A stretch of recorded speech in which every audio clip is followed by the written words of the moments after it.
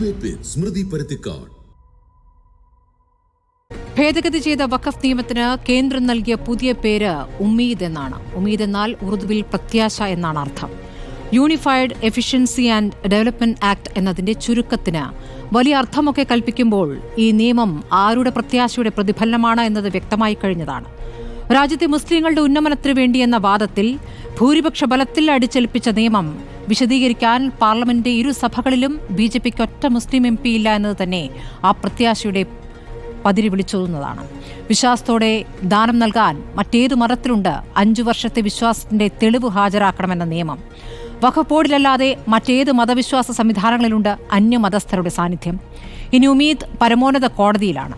ആദ്യം കോൺഗ്രസും ആം ആദ്മി പാർട്ടിയും AIMIM ഇന്നിപ്പോൾ മുസ്ലിം ലീഗും സുപ്രീം കോടതിയിലേക്ക് പോകുന്നത് എല്ലാ പൗരന്മാരും നിയമത്തിന് മുന്നിൽ തുല്യരെന്ന ഭരണഘടനാ അവകാശം ഉറപ്പിക്കാനാണ്. വഖഫിൽ ഉമീദ് എന്ത് എന്നതാണ് ചോദ്യം.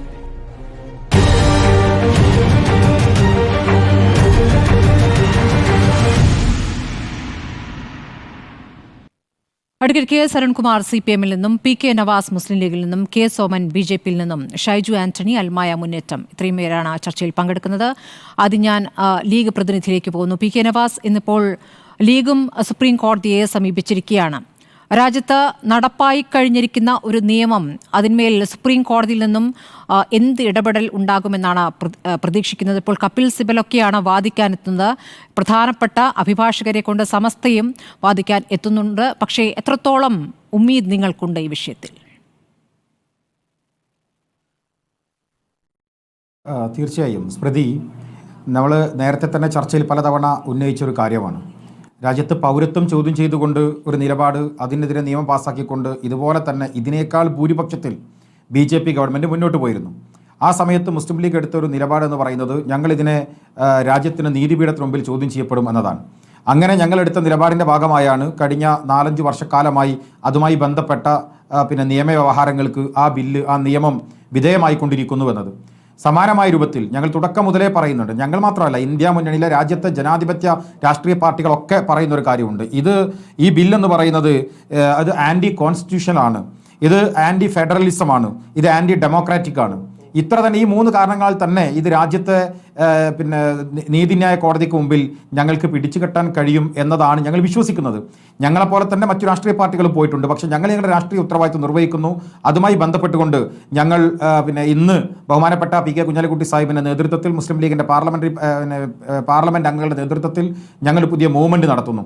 ഇത് ഇവിടെ അവസാനിക്കേണ്ടത് മാത്രമല്ല, നമ്മൾ കേവലം നിയമപരമായ ഒരു തടസ്സത്തിലേക്ക് പോകുന്നത് മാത്രമല്ല. ഞങ്ങൾക്ക് വലിയ സന്തോഷമുള്ളത്, ഇതിൽ ഈ ബില്ല് പാസ്സാക്കിയത് ഏറെ വേദനയുള്ള കാര്യമാണെങ്കിൽ പോലും കഴിഞ്ഞ ദിവസം രാജ്യത്തിൻ്റെ പാർലമെൻറ്റിൽ നമ്മളെല്ലാവരും കണ്ട മനോഹരമായൊരു ചിത്രമുണ്ട്. വേദനയോടുകൂടിയാണെങ്കിലും ആ ചിത്രം നമ്മൾ കണ്ടു. ഈ പാർലമെൻറ്റിൽ ഈ ചർച്ച ആരംഭിച്ച കോൺഗ്രസിൻ്റെ നേതാവ് ഗൗരവ് ഗൊഗോയ്, അദ്ദേഹം ആരംഭിക്കുമ്പോൾ തന്നെ പറഞ്ഞൊരു വാചകമുണ്ട്: നിങ്ങൾ ദയാഹർജിയുമായി രാജ്യത്തെ ബ്രിട്ടീഷുകാരൻ്റെ പിന്നാലെ നടക്കുമ്പോൾ ഈ സമുദായം ആ ബ്രിട്ടീഷുകാരനെതിരെയുള്ള പോരാട്ടത്തിലായിരുന്നു എന്ന് പറഞ്ഞുകൊണ്ട് ഗൗരവ് ഗൊഗോയ് നിർവഹിച്ച ഒരു ദൗത്യമുണ്ട്.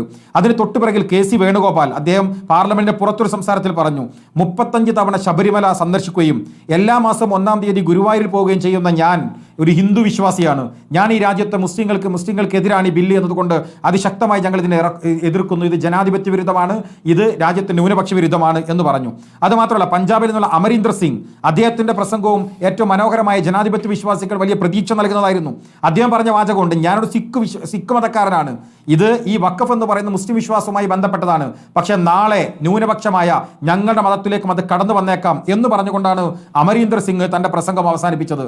ഹൈബി ഈഡൻ മനോഹരമായി, നമ്മുടെ കേരളത്തിൽ നിന്നുള്ള MP, അദ്ദേഹം പറഞ്ഞു, ഇവിടെ കേരളത്തിൽ സമരമിരിക്കുന്ന നമ്മുടെ സഹപ്രവർത്തകരെ കൂടി കോട്ട് ചെയ്തുകൊണ്ട് അദ്ദേഹം പറഞ്ഞു, ഞാൻ അവരുടെ സമുദായത്തിൽപ്പെട്ട ആളാണ്, അവരുടെ വിഭാഗത്തിൽപ്പെട്ട ആളാണ്, പക്ഷേ ഈ ബില്ലിനെ ഞാൻ എതിർക്കുന്നു, ഇത് ന്യൂനപക്ഷ വിരുദ്ധമാണ്, ജനാധിപത്യ വിരുദ്ധമാണ് എന്ന് പറയാൻ വേണ്ടി കഴിഞ്ഞു. മഹുവ മൈത്രിയുടെ പ്രസംഗം നമ്മൾ കേട്ടു. അഖിലേഷ് യാദവ്, അദ്ദേഹം പറഞ്ഞു ഭൂമിക്കച്ചവടമാണ് വഖഫ് എന്ന് പറഞ്ഞു. എന്ന് വെച്ചാൽ CPM-ന്റെ പ്രതിനിധികൾ പാർട്ടി കോൺഗ്രസ് നടക്കുമ്പോൾ പാർട്ടി കോൺഗ്രസിൽ പങ്കെടുക്കാതെ അവർ തിരിച്ചു വന്ന് ഈ ചർച്ചയിൽ പങ്കെടുക്കാൻ വേണ്ടി തീരുമാനിക്കുന്നു. അങ്ങനെ എല്ലാ അർത്ഥത്തിലും രാജ്യത്തെ പ്രതിപക്ഷ കക്ഷികൾ ഒരുമിച്ച് നിന്ന് ഇതിനെ എതിർക്കുന്ന മനോഹരമായ കാഴ്ചയുണ്ടായി. നമുക്കറിയാം, തലേ ദിവസം വരെ എന്തായിരിക്കുമെന്ന ഒരു അനിശ്ചിതാവസ്ഥ ഇന്ത്യയിൽ എല്ലാവർക്കും ഉണ്ടായിരുന്നു.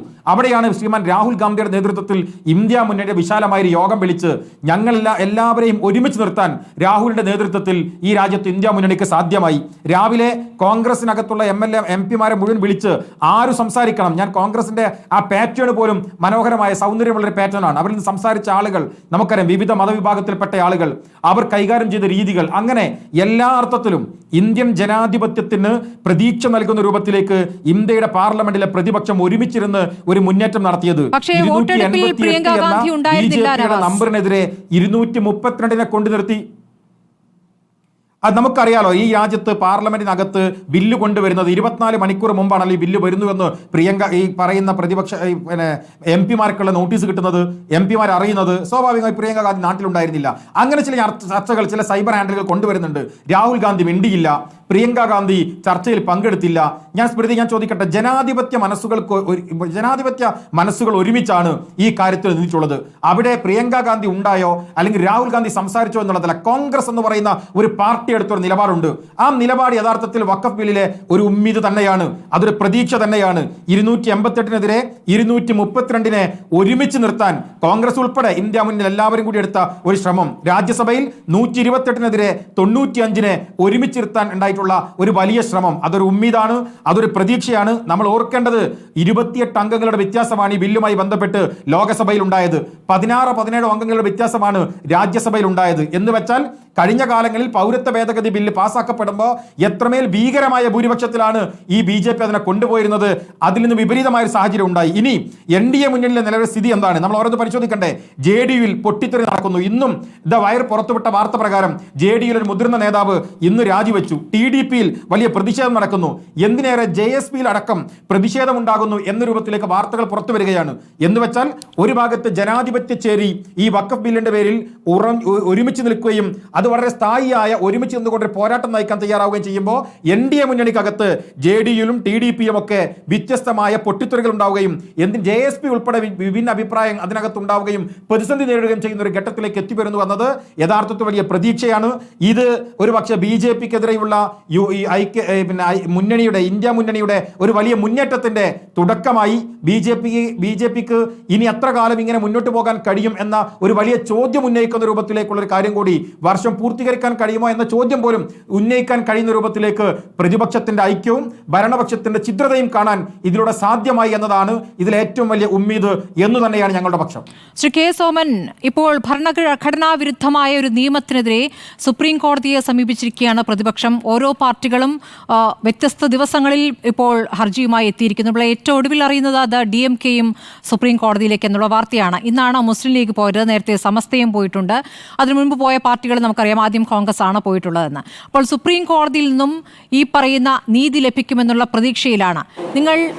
ഏകപക്ഷീയമായി ഭൂരിപക്ഷത്തിന്റെ ബലത്തിൽ ഭരണഘടനാ വിരുദ്ധമായ ഒരു നിയമം ഉണ്ടാക്കിയിരിക്കുന്നു.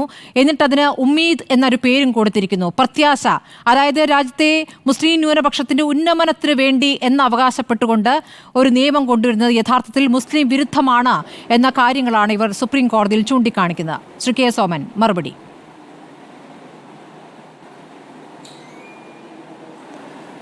ഈ രാജ്യത്ത് അധികാരത്തിലിരിക്കുന്ന സർക്കാരിന് ആ രാജ്യത്തിൻ്റെ പരമോന്നതമായ നിയമനിർമ്മാണ സഭയിൽ ബില്ല് അവതരിപ്പിക്കാനും അത് പാസ്സാക്കാനുമുള്ള നിയമപരമായിട്ടുള്ള സംവിധാനമുണ്ട് എന്നുള്ളത് നമുക്കെല്ലാവർക്കും നല്ല ബോധ്യമുള്ളതാണ്. ആ ബോധ്യത്തിൻ്റെയും നിയമത്തിൻ്റെയും പിൻബലത്തിലാണ് രാജ്യത്ത് നിലനിന്നിരുന്ന പരിഷ്കൃതമല്ലാത്ത ഒരു ബില്ല്, ഒരു സംവിധാനത്തെ മാറ്റി അതിന് കൃത്യതയുണ്ടാക്കാൻ, അതിന് വ്യക്തതയുണ്ടാക്കാൻ, അത് ഇസ്ലാമിക വിശ്വാസികളുടെ നാളെയുടെ നന്മയ്ക്കു വേണ്ടി ലക്ഷ്യം വെച്ചുകൊണ്ട് ഇത്തരം ഒരു ബില്ല് രാജ്യത്തിൻ്റെ പാർലമെൻറ്റിൽ അവതരിപ്പിക്കുകയും അത് അംഗീകാരം നേടുകയും ചെയ്തിട്ടുള്ളത്. ഇത് രാജ്യത്തെ പ്രതിപക്ഷ കക്ഷികൾ സ്വാഭാവികമായിട്ടും ഇപ്പോൾ കോടതിയിൽ പോകുന്നു എന്ന് പറയുന്നു. ഇത് മാത്രമല്ല, നരേന്ദ്രമോദി സർക്കാർ കഴിഞ്ഞ 10 വർഷത്തിനിടയിൽ രാജ്യത്ത് നടപ്പാക്കിയിട്ടുള്ള നിരവധി പരിഷ്കാരങ്ങളെ ഇവർ തള്ളിപ്പറയുകയും കോടതിയിൽ പോകുമെന്ന് ഭീഷണിപ്പെടുത്തുകയും ഒക്കെ ചെയ്തിട്ടുള്ളത് ഈ രാജ്യത്തിൻ്റെ ചരിത്രത്തിലുള്ളതാണ്. BJPയുടെ പ്രഖ്യാപിതമായിട്ടുള്ള നിലപാടായിരുന്നു ജമ്മു കാശ്മീരിന്റെ പ്രത്യേക അധികാര അവകാശങ്ങൾ എടുത്തു കളയുമെന്നുള്ളത് BJPയുടെ പ്രഖ്യാപിതമായ നിലപാടായിരുന്നു. ആ പ്രഖ്യാപിതമായ നിലപാട് നിയമപരമായി രാജ്യത്ത് നടപ്പാക്കിയപ്പോൾ അത് ബഹുമാനപ്പെട്ട കോടതികളിൽ ചോദ്യം ചെയ്യാൻ വേണ്ടിയിട്ട് ഇവർ പോയിട്ടുണ്ട്. ആ ചോദ്യം ചെയ്യാൻ വേണ്ടിയിട്ടുള്ള സ്വാതന്ത്ര്യം അവർക്കുണ്ട്. അവരത് ചോദ്യം ചെയ്യട്ടെ. കോടതികളിലൂടെ അതിന്റെ അന്തിമമായിട്ടുള്ള വിധിയും ബാക്കി കാര്യങ്ങളും ഒക്കെ ഉണ്ടാവട്ടെ. ഈ 370 പാർലമെന്റിൽ ഒരു ചർച്ച പോലും നടന്നിട്ടില്ല. നിങ്ങൾ ഈ ഭൂരിപക്ഷത്തിന്റെ ബലത്തിൽ നടപ്പാക്കുന്നതിനെ കുറിച്ചാണല്ലോ ശ്രീ കെ സോമൻ പറയുന്നത്. ഈ മുസ്ലിം ന്യൂനപക്ഷത്തിന്റെ ഉന്നമനത്തിനാണ് എന്ന് നിങ്ങൾ ആവർത്തിച്ചു പറയുന്നു. അതാണ് ഈ പറഞ്ഞുകൊണ്ടിരിക്കുന്നതിൽ ഏറ്റവും പ്രധാനമായി നിങ്ങൾ പറഞ്ഞുകൊണ്ടിരിക്കുന്ന കാര്യം. അങ്ങനെ വരുമ്പോൾ അത് ആ മുസ്ലിം ന്യൂനപക്ഷത്തെ ബോധ്യപ്പെടുത്താൻ കഴിയണ്ടേ? അങ്ങനെ ബോധ്യപ്പെടുത്താൻ നിങ്ങൾക്കിടയിൽ നിന്ന് തന്നെ ഒരു മുസ്ലിം പ്രതിനിധി ഉണ്ടാകണ്ടേ? നിങ്ങൾക്കിടയിൽ ഒരു മുസ്ലിം പ്രതിനിധി പോലും വേണ്ട എന്ന ഉറച്ച തീരുമാനത്തോടുകൂടി ഒരു MP പോലും പാർലമെന്റിലേക്ക് അയക്കാത്ത നിങ്ങൾ ആ ന്യൂനപക്ഷത്തിന്റെ ഉന്നമനത്തിന് വേണ്ടിയാണ് പ്രവർത്തിക്കുകയെന്ന് ആര് വിശ്വസിക്കും? ശ്രീ കെ സോമൻ, വിശ്വസിക്കേണ്ട എന്നാണെങ്കിൽ പിന്നെ ഒന്നും കാര്യമില്ല. സ്മൃതി, ഇക്കാര്യത്തിൽ വിശ്വാസമില്ലാത്തത് ന്യൂനപക്ഷത്തിലെ സമ്പന്നന്മാർക്കും ആ ന്യൂനപക്ഷത്തിന്റെ രാഷ്ട്രീയം കൈകാര്യം ചെയ്യുന്നു എന്ന് അവകാശപ്പെടുന്ന ഒരു കൂട്ടം ന്യൂനപക്ഷത്തിനും മാത്രമാണ് വിശ്വാസമില്ലാത്തത്.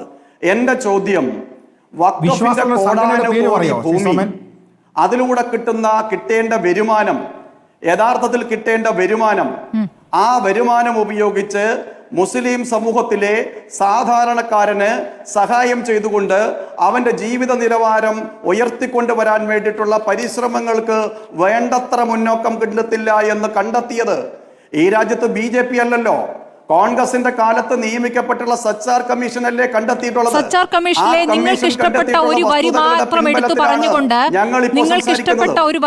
പറഞ്ഞുകൊണ്ട് എങ്ങനെയാണ് നിങ്ങൾ വ്യാഖ്യാനിക്കുക ശ്രീ കെ സോമൻ? സച്ചാർ കമ്മീഷനെ നിങ്ങൾ പൂർണ്ണമായും ശരിവെക്കുന്നുണ്ടെങ്കിൽ അത് അങ്ങനെ പറയൂ. സച്ചാർ കമ്മീഷനിലെ ന്യൂനപക്ഷ വിഭാഗവുമായി ബന്ധപ്പെട്ടും വഖഫ് സ്വത്തുമായി ബന്ധപ്പെട്ടുമുള്ള പരാമർശം, ആ പരാമർശത്തെയാണ് ഞാൻ ഇവിടെ സൂചിപ്പിക്കുന്നത്. അതാണ് പറഞ്ഞത്. വേറെയും പരാമർശമുണ്ടല്ലോ, അത് ഞങ്ങൾ കണ്ടെത്തിയതല്ലല്ലോ. അത്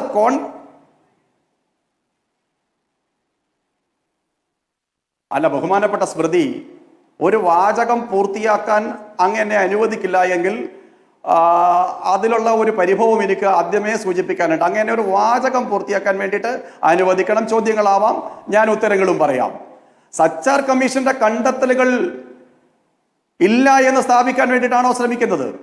അത് വഖഫുമായി ബന്ധപ്പെട്ട് കോടാനുകോടി സ്വത്തുള്ള ഒരു സംവിധാനം, ആ സംവിധാനത്തിലൂടെ കിട്ടുന്ന വരുമാനം ആ വിഭാഗത്തിലെ സാധാരണക്കാരന്റെ ജീവിത പുരോഗതിക്ക് വേണ്ടി ഉപയോഗിക്കുന്നില്ല.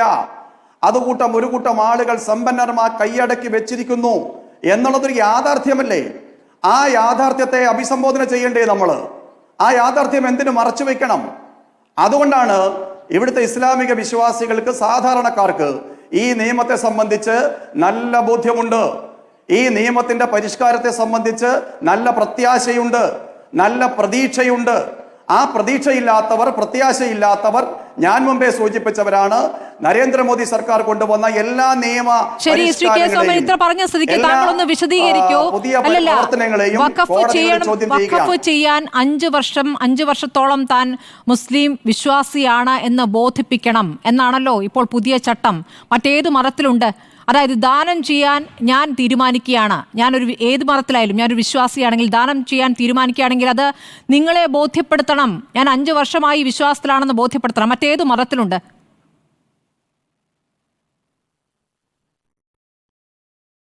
സ്മൃതി, ഇത് ഒരു സുപ്രഭാതത്തിൽ നമ്മുടെ രാജ്യത്തിന്റെ നിയമനിർമ്മാണ സഭയിൽ അവതരിപ്പിക്കപ്പെട്ടിട്ടുള്ള ഒരു നിയമമല്ലല്ലോ. താങ്കൾ ഇതൊന്ന് വിശദീകരിക്കും. ഇത് രാജ്യത്തിന്റെ നിങ്ങളൊന്ന് വിശദീകരിച്ചാൽ മതി ശ്രീ കെ സോമൻ. അതെങ്ങനെയാണ് മുസ്ലിം ന്യൂനപക്ഷത്തിന് ഉന്നമനത്തിന് ഉതകുന്ന ഒരു കാര്യമായി മാറുന്നത് എന്നൊന്ന് വിശദീകരിക്കൂ. മറ്റു മതങ്ങൾക്കില്ലാത്ത ഒരു കാര്യം നിങ്ങൾ മുസ്ലിം ന്യൂനപക്ഷത്തിന്റെ കാര്യത്തിൽ മാത്രം ഉപയോഗിക്കുമ്പോൾ അതിന്റെ ഉദ്ദേശ്യം എന്താണ്? ഉന്നമനം തന്നെയാണോ? അതോടൊപ്പം തന്നെ ഈ പറയുന്ന ഈ ബോർഡുകളിൽ കൃത്യമായി മറ്റു മതസ്ഥരെ കൂടി ചേർക്കണം എന്നുള്ള തീരുമാനം, ഇവിടെ ദേവസ്വം ബോർഡിന്റെ കാര്യത്തിൽ അങ്ങനെ തീരുമാനം വരുമോ? ക്രിസ്ത്യൻ പള്ളികളുടെ ഭരണസമിതികളിൽ മറ്റു മതസ്ഥരെ ചേർക്കുമോ? നിങ്ങൾ പിന്നെ എന്തിനാണ് ഈ രൂപത്തിൽ അതിനെ മാറ്റുന്നത്? അതിന്റെ ഉദ്ദേശ്യം എന്താണ്? ഈ 2 കാര്യങ്ങളൊന്ന് വിശദീകരിക്കാമോ? ചോദ്യം കഴിഞ്ഞോ? ചോദ്യം കഴിഞ്ഞോ? എനിക്ക് ഉത്തരം പറയാൻ വേണ്ടിയിട്ടുള്ള സന്ദർഭം കൂടി തരണം. ഒന്ന്, ഇത് ഒരു സുപ്രഭാതത്തിൽ രാജ്യത്ത് പാസ്സാക്കിയിട്ടുള്ള അവതരിപ്പിക്കപ്പെട്ടിട്ടുള്ള ഒരു നിയമമല്ല എന്നുള്ളത് നമുക്ക് എല്ലാവർക്കും അറിയാമല്ലോ. ലക്ഷക്കണക്കിന് ആളുകളിൽ നിന്ന് അഭിപ്രായ രൂപീകരണങ്ങൾ, നിർദ്ദേശങ്ങൾ, ഭേദഗതികൾ എല്ലാം ക്ഷണിക്കപ്പെട്ടിട്ടുള്ള ഒരു നിയമമാണെന്നും നമുക്കെല്ലാവർക്കും അറിയാമല്ലോ. 5 വർഷത്തെ കാലാവധി ഈ നിയമത്തിൽ ഇപ്പോൾ കൊണ്ടുവന്നിട്ടുണ്ട്. സ്വാഭാവികമായിട്ടും ഒരു മുസ്ലിമാണ് എന്ന് 5 വർഷക്കാലം അവർ ജീവിതത്തിന്റെ ഭാഗമായി 5 വർഷക്കാലം മുസ്ലിമാണ് എന്ന നിലയിൽ വരണം. ആ നിലയിൽ വരുന്ന സമയത്ത് ഒരു പരിപക്വമായിട്ടുള്ള സമീപനത്തോടെ വഖഫ് ചെയ്യുന്നതിന് വേണ്ടിയിട്ടുള്ള കാഴ്ചപ്പാട് തന്നെയാണ് കണ്ടിട്ടുള്ളത്. ആ കാഴ്ചപ്പാട് തന്നെയാണ് കണ്ടിട്ടുള്ളത്. അത് 5 വർഷമായി തീരുമാനത്തിന്റെ ഇടയിലുള്ള ഇടപെടലല്ല. ഒരു ചോദ്യം കേൾക്കൂ. ചോദിക്കൂ. ബി.ജെ.പിയുടെ പ്രതിനിധി ഒരു ചോദ്യം ചോദിക്കട്ടെ. ഒരു ചോദ്യം. താങ്കൾ ഇപ്പൊ പറഞ്ഞു മുസ്ലിം ആയിരിക്കണം എന്ന് 5 വർഷം നിങ്ങൾ പരിശോധിക്കും. ഞാനൊരു മുസ്ലിം ആണോ എന്ന് 5 വർഷം നിങ്ങൾ എങ്ങനെയാ പരിശോധിക്കാൻ പോകുന്നത്?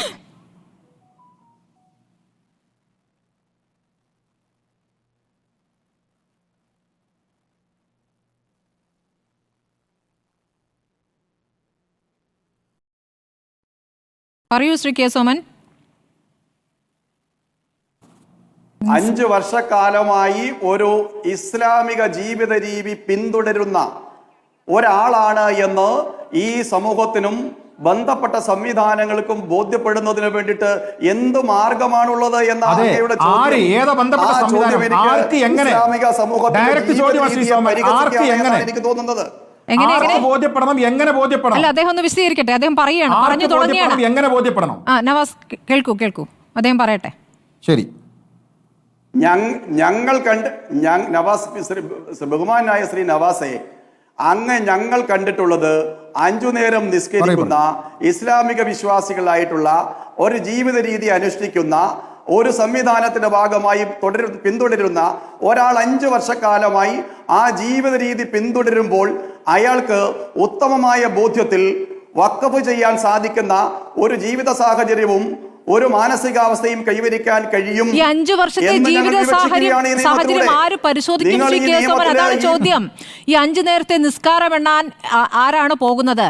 ഇനി 5-ാം വർഷമാണ് ഞാൻ കൊടുക്കാൻ ഉദ്ദേശിക്കുന്നത്, അതുകൊണ്ട് ഇപ്പൊ മുതൽ എണ്ണിക്കോളൂ എന്ന് അവർ നിങ്ങളുടെ അടുത്ത് വന്ന് പറയണോ? ആരാണത് എണ്ണുക?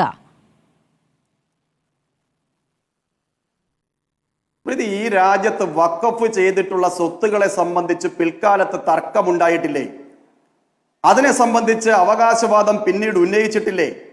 അത്തരം സങ്കീർണതകളിലേക്ക് ഈ ഒരു പവിത്രമായ സംവിധാനത്തെ കൊണ്ടുപോകാൻ പാടില്ല എന്ന ഉത്തമമായ ബോധ്യം തന്നെയാണ് ഞങ്ങൾക്കുള്ളത്. ആ സങ്കീർണമായ സാഹചര്യത്തെ അവസാനിപ്പിക്കണമെന്നുള്ള ആഗ്രഹമാണുള്ളത്. അത് നിങ്ങൾക്ക് മനസ്സിലാവുന്നില്ല എന്നുണ്ടെങ്കിൽ അത് നിങ്ങൾക്ക് മാത്രമേ ഉള്ളൂ മനസ്സിലാവാത്തത്. ഈ രാജ്യത്തെ ഇസ്ലാമിക വിശ്വാസികൾക്ക്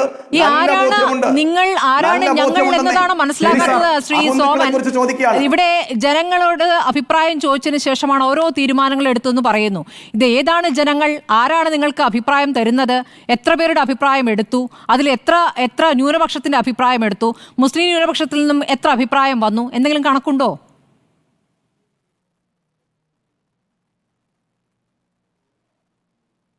ലക്ഷക്കണക്കിന് ആളുകൾ. അല്ല, അത് പറയാൻ എളുപ്പമാണ്. ഈ ലക്ഷക്കണക്കിന് കണക്ക് പറയാൻ എളുപ്പമാണ്. ആ കണക്ക് കൃത്യമായിട്ടുണ്ടോ ശ്രീ കെ സോമൻ? എവിടെയാണ് കണക്ക്? എടുത്തിട്ടില്ല എന്നുള്ള കണക്ക് സ്മൃതി എടുത്തിട്ടുണ്ടെങ്കിൽ എടുത്ത കണക്ക് താങ്കൾ പറഞ്ഞാൽ മതി, ഞാൻ തിരുത്തിക്കോളാം. എടുത്ത കണക്ക് താങ്കൾ പറഞ്ഞാൽ ഞാൻ അപ്പ തിരുത്തിക്കോളാം. എടുത്ത കണക്ക് പറയാൻ ഞാൻ JPC-യിലെ അംഗമല്ലല്ലോ സ്മൃതി. JPC-യിലെ അംഗമല്ലല്ലോ ഞാൻ JPC-യിലെ അംഗമല്ല. സ്വാഭാവികമായിട്ടും ഒരു നിയമം രാജ്യത്തിന്റെ പാർലമെന്റിൽ അവതരിപ്പിക്കുമ്പോൾ അതുമായി ബന്ധപ്പെട്ട് രൂപീകരിച്ച JPC മുമ്പാകെ JPC എങ്ങനെയാണ് പ്രവർത്തിച്ചതെന്നും JPC റിപ്പോർട്ട് എങ്ങനെയാണ് ഉണ്ടായതെന്നും ഒക്കെ ഈ രാജ്യം കണ്ടതാണല്ലോ. JPCയും എങ്ങനെയാണ് പ്രവർത്തിച്ചതെന്ന് രാജ്യം കണ്ടതാണല്ലോ. അതേക്കുറിച്ച് നമ്മൾ തർക്കത്തിലേക്ക് പോകുന്നതിന് മുമ്പ് എനിക്ക് ഇപ്പോൾ അരുൺകുമാറിലേക്ക് പോകുന്നതിന് മുമ്പ് ശ്രീ ഷൈജു ആന്റണിയിലേക്കും പോകേണ്ടതുണ്ട്. കാരണം സഭ ഈ നിലപാടിന് എത്രത്തോളം അഗ്നി പകർന്നിട്ടുണ്ട് കേന്ദ്ര സർക്കാരിന്റെ ഈ നിലപാടിന് എന്നുള്ള പ്രതികരണങ്ങൾ സഭയിൽ നിന്ന് തന്നെയുള്ള ചിലരിൽ നിന്ന് വരികയാണ്. അതിനുള്ള മറുപടിയാണ് ഇനി ശ്രീ ഷൈജു ആന്റണി ഞാൻ പ്രതീക്ഷിക്കുന്ന ഇടവേളയ്ക്ക് ശേഷം. ഷൈജു ആന്റണി, ഇപ്പോൾ ഈ വഖഫ് ഭേദഗതി നിയമം എന്നുള്ളത് മുസ്ലിം ന്യൂനപക്ഷത്തെ മാത്രം ബാധിക്കുന്നതാണ് എന്ന രൂപത്തിലാണ് ഇവിടെ സഭകൾ അതിനെ കണ്ടിരുന്നതെന്ന് തോന്നുന്നു. അതുകൊണ്ട് തന്നെ ഈ ഭേദഗതി നിയമത്തെ പിന്തുണച്ചില്ലെങ്കിൽ നിങ്ങൾക്കിവിടെ തിരിച്ചടി ഉണ്ടാകുമെന്ന തരത്തിലുള്ള വെല്ലുവിളി അടക്കം ചില ബിഷപ്പുമാർ നടത്തുന്നുണ്ടായിരുന്നു. പക്ഷേ പിന്നീട് കണ്ടത് ഓർഗനൈസറിൽ വന്ന ലേഖനം അത് അല്പായുസായിരുന്നെങ്കിലും ആ ലേഖനം ക്രിസ്ത്യൻ പള്ളികളുടെ സ്വത്ത് വിവര കണക്കായിരുന്നു. അത് വഖഫ് ബോർഡുകളേക്കാൾ കൂടുതലുണ്ട് ആ സ്വത്ത് എന്നുള്ള കണക്കാണ് വന്നത്. അപ്പോൾ നാളെ നിങ്ങളാണ് എന്നൊരു ബോധ്യത്തിലേക്ക് സഭ ആകെ എത്തിയിട്ടുണ്ടോ?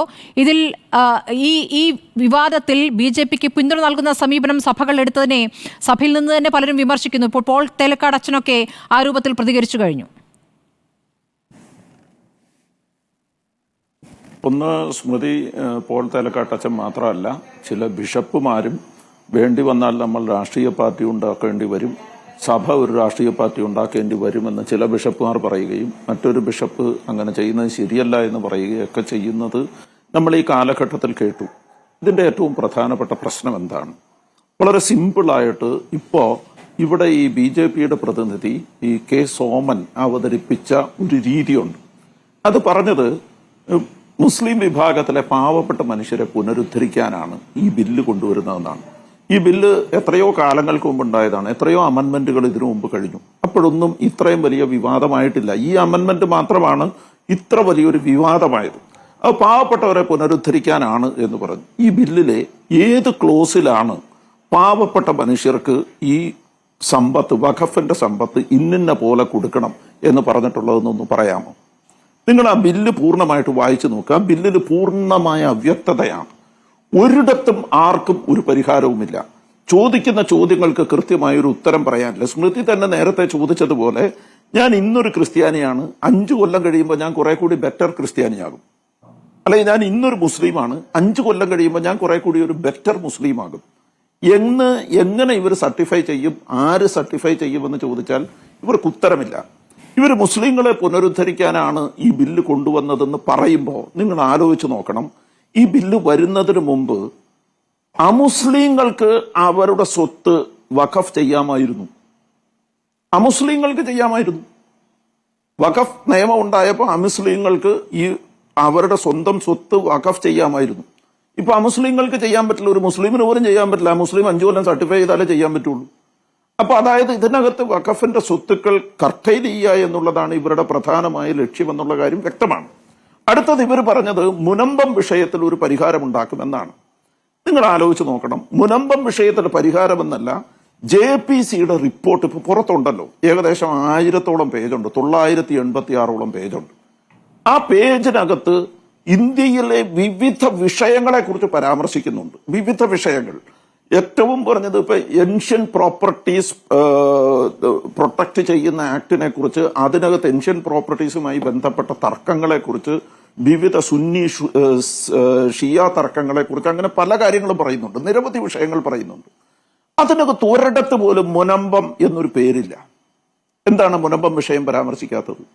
മുനമ്പം വിഷയത്തിന്റെ ഇവർ 176 ദിവസമായി സമരം ചെയ്ത മനുഷ്യരല്ലേ? ആ മനുഷ്യർക്ക് വേണ്ടി എന്ന് പറഞ്ഞ് ഇവിടുത്തെ 2 മന്ത്രിമാർ അവിടെ പോയി പ്രസംഗിച്ചതല്ലേ? കേന്ദ്രമന്ത്രിമാർ അവർക്ക് വേണ്ടി എല്ലാ കാര്യങ്ങളും ചെയ്തു കൊടുക്കുമെന്ന് പറഞ്ഞതല്ലേ? അപ്പൊ JPC റിപ്പോർട്ട് മുനമ്പം വിഷയത്തെക്കുറിച്ച് പറഞ്ഞിട്ടേയില്ല. എന്നിട്ട് ഈ പാവം മനുഷ്യരോട് പറയുകയാണ് ട്രസ്റ്റുകളെ ഇതിൽ നിന്ന് ഒഴിവാക്കിയിട്ടുണ്ട്. പക്ഷേ പാർലമെന്റിലെ വോട്ടെടുപ്പ് ചർച്ചയിൽ പറഞ്ഞു കേട്ടോ. പാർലമെന്റിലെ വോട്ടെടുപ്പ് ചർച്ചയിൽ തുടർച്ചയായി റിജിജു അടക്കം മുനമ്പം എടുത്തു പറഞ്ഞു. അത് ഞാൻ സമ്മതിച്ചു. പക്ഷെ JPC റിപ്പോർട്ടിൽ വേണ്ട സ്മൃതി, JPC റിപ്പോർട്ടിൽ അത് ഇല്ലല്ലോ. ജോയിന്റ് പാർലമെന്ററി കമ്മിറ്റി ഈ റിപ്പോർട്ട്, ഞാൻ പറഞ്ഞ മുനമ്പം വിഷയത്തിന് പരിഹാരമാകുമെന്ന് റിജിജു പറയുന്നത് ഞാൻ കേട്ടു. എന്നാൽ അത് ഏത് ക്ലോസ് പ്രകാരമാണ് പരിഹാരമാവുക എന്ന് ഹൈബി ഈഡന്റെ ചോദ്യത്തിന് റിജിജു നിശബ്ദനായിരിക്കുന്നത് ഞാൻ കണ്ടു. എന്തുകൊണ്ടാണ് അത് പറയാൻ പറ്റാത്തത്? പറയാൻ പറ്റാത്തതിന്റെ കാരണം എന്താണെന്ന് വെച്ചാൽ, ഇത് ഒരു ട്രസ്റ്റ് ആണെന്നും ആ ട്രസ്റ്റുകളെ ഇതിൽ നിന്ന് ഒഴിവാക്കിയിട്ടുണ്ട്, ഈ നിയമത്തിൽ നിന്ന് ഒഴിവാക്കിയിട്ടുണ്ടെന്നും എന്നും മുനമ്പം ജനതയെ പറഞ്ഞ് പഠിപ്പിക്കുന്നു. ഫറൂഖ് കോളേജ് ഒരു ട്രസ്റ്റാണ്. പക്ഷെ വഖഫ് ചെയ്തത് ഫറൂഖ് കോളേജ് അല്ല. വഖഫ് ചെയ്തത് അതിനു മുമ്പ് സിദ്ദിഖ് സേട്ട് എന്ന് പറയുന്ന ഒരാളാണ്. അയാൾ ഒരു ട്രസ്റ്റ് അല്ല. അതുകൊണ്ട് ഇത് മുനമ്പത്തെ ബാധിക്കില്ല. ഈ സീനിയർ ആയിട്ടുള്ള അനവധി വക്കീലന്മാർ ഇത് വളരെ കൃത്യമായി പറഞ്ഞിട്ടുണ്ട്.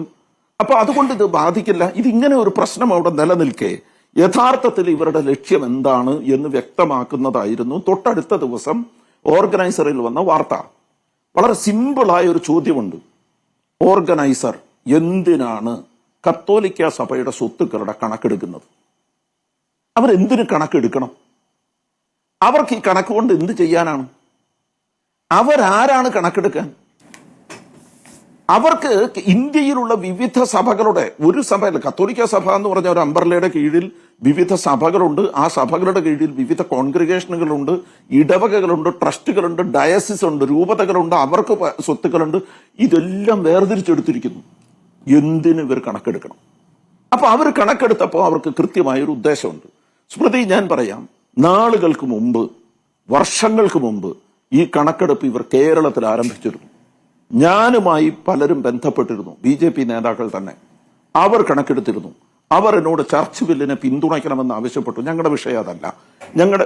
അത് കഴിഞ്ഞിട്ടാണ് അവർക്ക് മനസ്സിലായത് ഇവിടെ കൊണ്ടുവന്നിരിക്കുന്ന ചർച്ച് ആക്ട് എന്ന് പറയുന്ന സാധനം ഇടവകകളുടെ സ്വത്തുക്കൾ ജനാധിപത്യപരമായി ഭരിക്കുന്നതിനെ കുറിച്ച് മാത്രം വ്യവസ്ഥ ചെയ്യുന്ന ഒരു സാധനമാണ് ചർച്ച് ആക്ട്. ആ സ്വത്തുക്കൾക്ക് പുറമെ രൂപതകൾക്ക്, കോൺഗ്രിഗേഷനുകൾക്ക് അല്ലെങ്കിൽ മറ്റു സംവിധാനങ്ങൾക്കൊക്കെ അനവധി സ്വത്തുക്കളുണ്ട്. ഇടവകളുടെ സ്വത്തുക്കൾ വളരെ പരിമിതമാണ്. ബാക്കി സ്വത്തുക്കളും കൂടി അകത്തേക്ക് കൊണ്ടുവരണമെങ്കിൽ ഒരു ചർച്ച് ബോർഡ് ഉണ്ടാക്കണം. അങ്ങനെ ഒരു ചർച്ച് ബോർഡ് ഉണ്ടാക്കിയാൽ ആ ചർച്ച് ബോർഡിനകത്ത്, അത് സർക്കാരിന്റെ കീഴിലുള്ള ചർച്ച് ബോർഡാണെങ്കിൽ, ഇപ്പോ വഖഫ് ബോർഡിനകത്ത് അമുസ്ലിങ്ങളെ ബോർഡിനകത്ത് 4 അമുസ്ലിങ്ങളെ വെക്കണം എന്ന് പറഞ്ഞതുപോലെ ആ ചർച്ച് ബോർഡിനകത്ത് ഇവർക്ക് ആളുകളെ വെക്കാം. ഈ ചർച്ച് ബോർഡ് താങ്കൾ വലിയ വെളിപ്പെടുത്തലാണ് നടത്തുന്നത്. ഷൈജു ആന്റണി, താങ്കളെ ബന്ധപ്പെട്ടത് ആരാണ്? കുറച്ചുകൂടി വ്യക്തത തരൂ. താങ്കളെ എപ്പോഴാണ് ബന്ധപ്പെട്ടത്?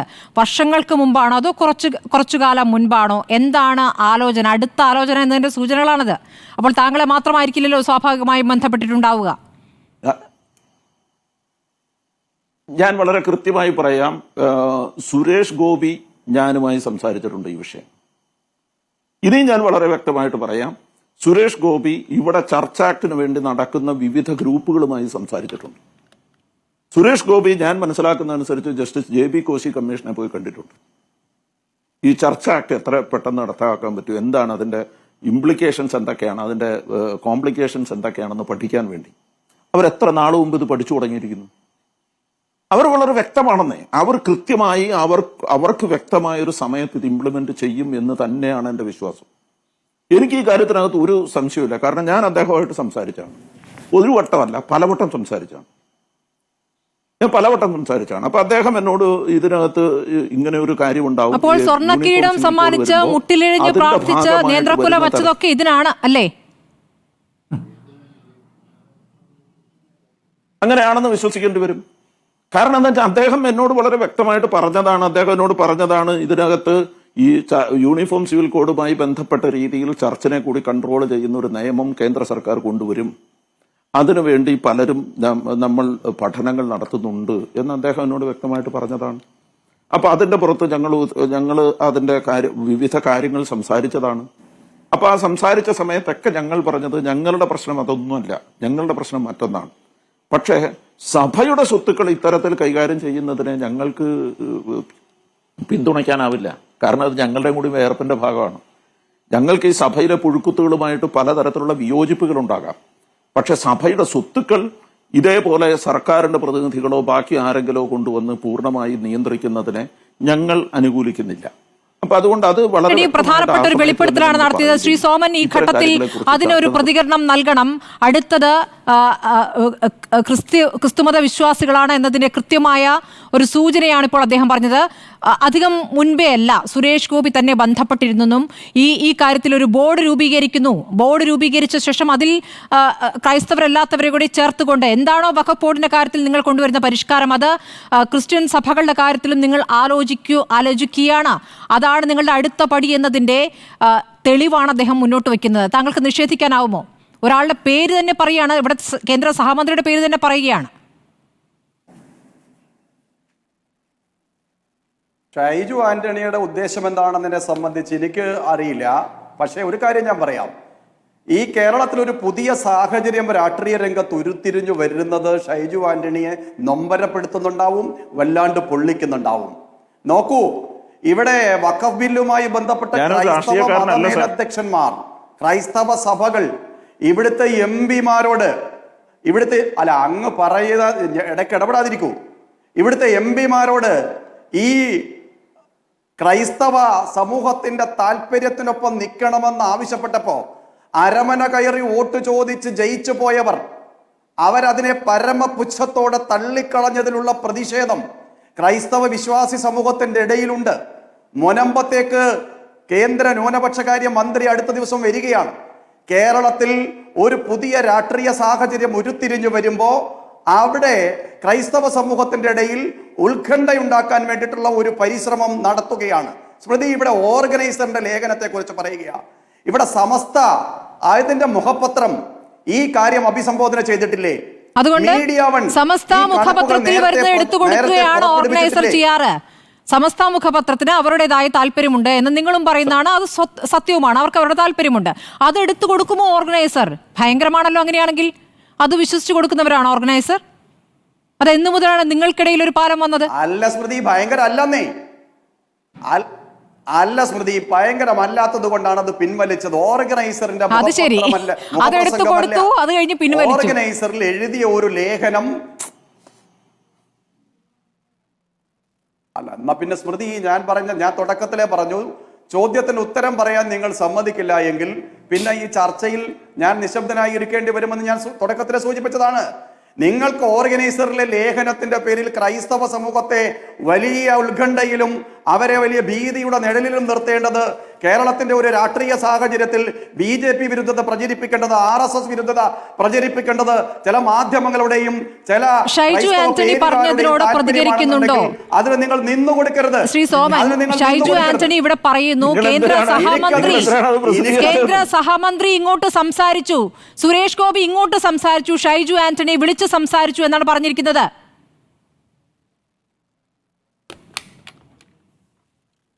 സുരേഷ് ഗോപി സംസാരിച്ചിട്ടുണ്ടോ?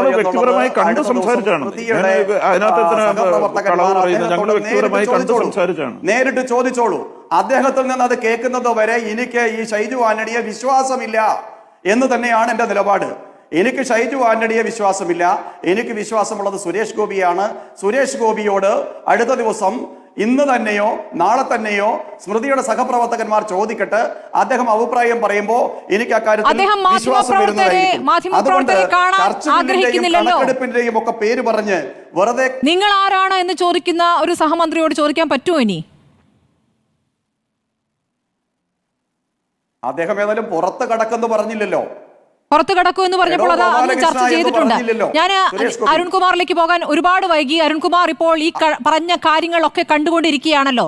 സുപ്രീം കോടതിയിലേക്ക് പോയിരിക്കുന്ന പ്രതിപക്ഷ പാർട്ടികൾ, അതിനിടയ്ക്കാണ് ഇപ്പോൾ ഷൈജു ആന്റണി പറയുന്നത് സഭയിലേക്ക് കടക്കുന്നതിന് നടപടികൾ നേരത്തെ തന്നെ തുടങ്ങിയിട്ടുണ്ട്. അതിന്റെ കൃത്യമായ അനുഭവമാണ് അദ്ദേഹം വിശദീകരിച്ചത്. എന്താണ് ഈ കാര്യത്തിൽ പറയാനുള്ളത്? ഏതായാലും ഈ ചർച്ച തുടങ്ങിയിട്ട് ഇപ്പോൾ 37 മിനിറ്റായി. ചർച്ച തീരാറായി. CPM-ൻ്റെ പ്രതിനിധിയിലേക്ക് വരുന്നത് 37-ാം മിനിറ്റിലാണ്. പ്രത്യേകിച്ച് ഇന്ന് ബഹുമാനപ്പെട്ട ഹൈക്കോടതിയിൽ നിന്ന് ഡിവിഷൻ ബെഞ്ചിൻ്റെ ഒരു വിധി വന്നു. മുനമ്പവുമായി ബന്ധപ്പെട്ടുകൊണ്ട് ഈ രാജ്യത്തെ ജനങ്ങളെ തെറ്റിദ്ധരിപ്പിക്കാൻ നടത്തിക്കൊണ്ടിരിക്കുന്ന നിരന്തരമായിട്ടുള്ള ഇടപെടലുകൾക്ക് പുറത്തുള്ള ഏറ്റവും വലിയ അടിയായിട്ടാണ് ആ വിധി വന്നത്. അതേപോലെ തന്നെ ഇവിടെ വഖഫ് നിയമം പാർലമെൻറ്റിൽ അവതരിപ്പിക്കാനുള്ള ഒരു പശ്ചാത്തലമായിട്ട് ഇവിടെ ചിത്രീകരിക്കപ്പെട്ടതെല്ലാം മുനമ്പത്ത് കഴിഞ്ഞ 170 ദിവസമായിട്ട് നടക്കുന്ന സമരം തന്നെയാണ്. ആ ബില്ല് അവതരിപ്പിച്ചുകൊണ്ടും അതിൻ്റെ ചർച്ചയുടെ ഭാഗമായിട്ടെല്ലാം മുനമ്പം എന്ന് സൂചിപ്പിക്കുകയുണ്ടായി. അവിടെ ആ വിഷയം ശാശ്വതമായി പരിഹരിക്കാൻ കേരളത്തിൻ്റെ ഗവൺമെൻറ് സ്വീകരിച്ച നടപടിയായിരുന്നു ജുഡീഷ്യൽ കമ്മീഷൻ. ആ ജുഡീഷ്യൽ കമ്മീഷൻ്റെ പ്രവർത്തനം മുന്നോട്ട് പോകുമ്പോൾ സിംഗിൾ ബെഞ്ച് ഇടപെട്ടു. ആ ഇടപെട്ടപ്പോൾ നിങ്ങളെല്ലാവരും വലിയ ചർച്ചയായി മാറി. ഞാനടക്കം നിങ്ങളുടെ ചാനലിൽ ആ ചർച്ചയിൽ പങ്കെടുത്താണ്. എന്നാൽ ഡിവിഷൻ ബെഞ്ച് കേരള ഹൈക്കോടതിയുടെ തീരുമാനവുമായി ശക്തമായിട്ട് മുന്നോട്ട് പോകാമെന്നും ആ പ്രശ്നത്തിൽ ജുഡീഷ്യൽ കമ്മീഷന്റെ കാലാവധി പൂർത്തീകരിച്ച് റിപ്പോർട്ട് തയ്യാറാക്കി ഗവൺമെന്റിന് സമർപ്പിക്കാമെന്നും പറഞ്ഞ വിധിന്യായം ഈ 37 മിനിറ്റിനുള്ളിൽ ഒരക്ഷരം പോലും ആ വാക്കിനെക്കുറിച്ച് അല്ല ആ വിധിയെക്കുറിച്ച് ഉരിയാടാതെ താങ്കൾ കാണിച്ച ജാഗ്രത ഏതായാലും ജനങ്ങൾ ശ്രദ്ധിച്ചിട്ടുണ്ട്. മറ്റെല്ലാവരും ആ ജാഗ്രതയുടെ ഭാഗമായിട്ട്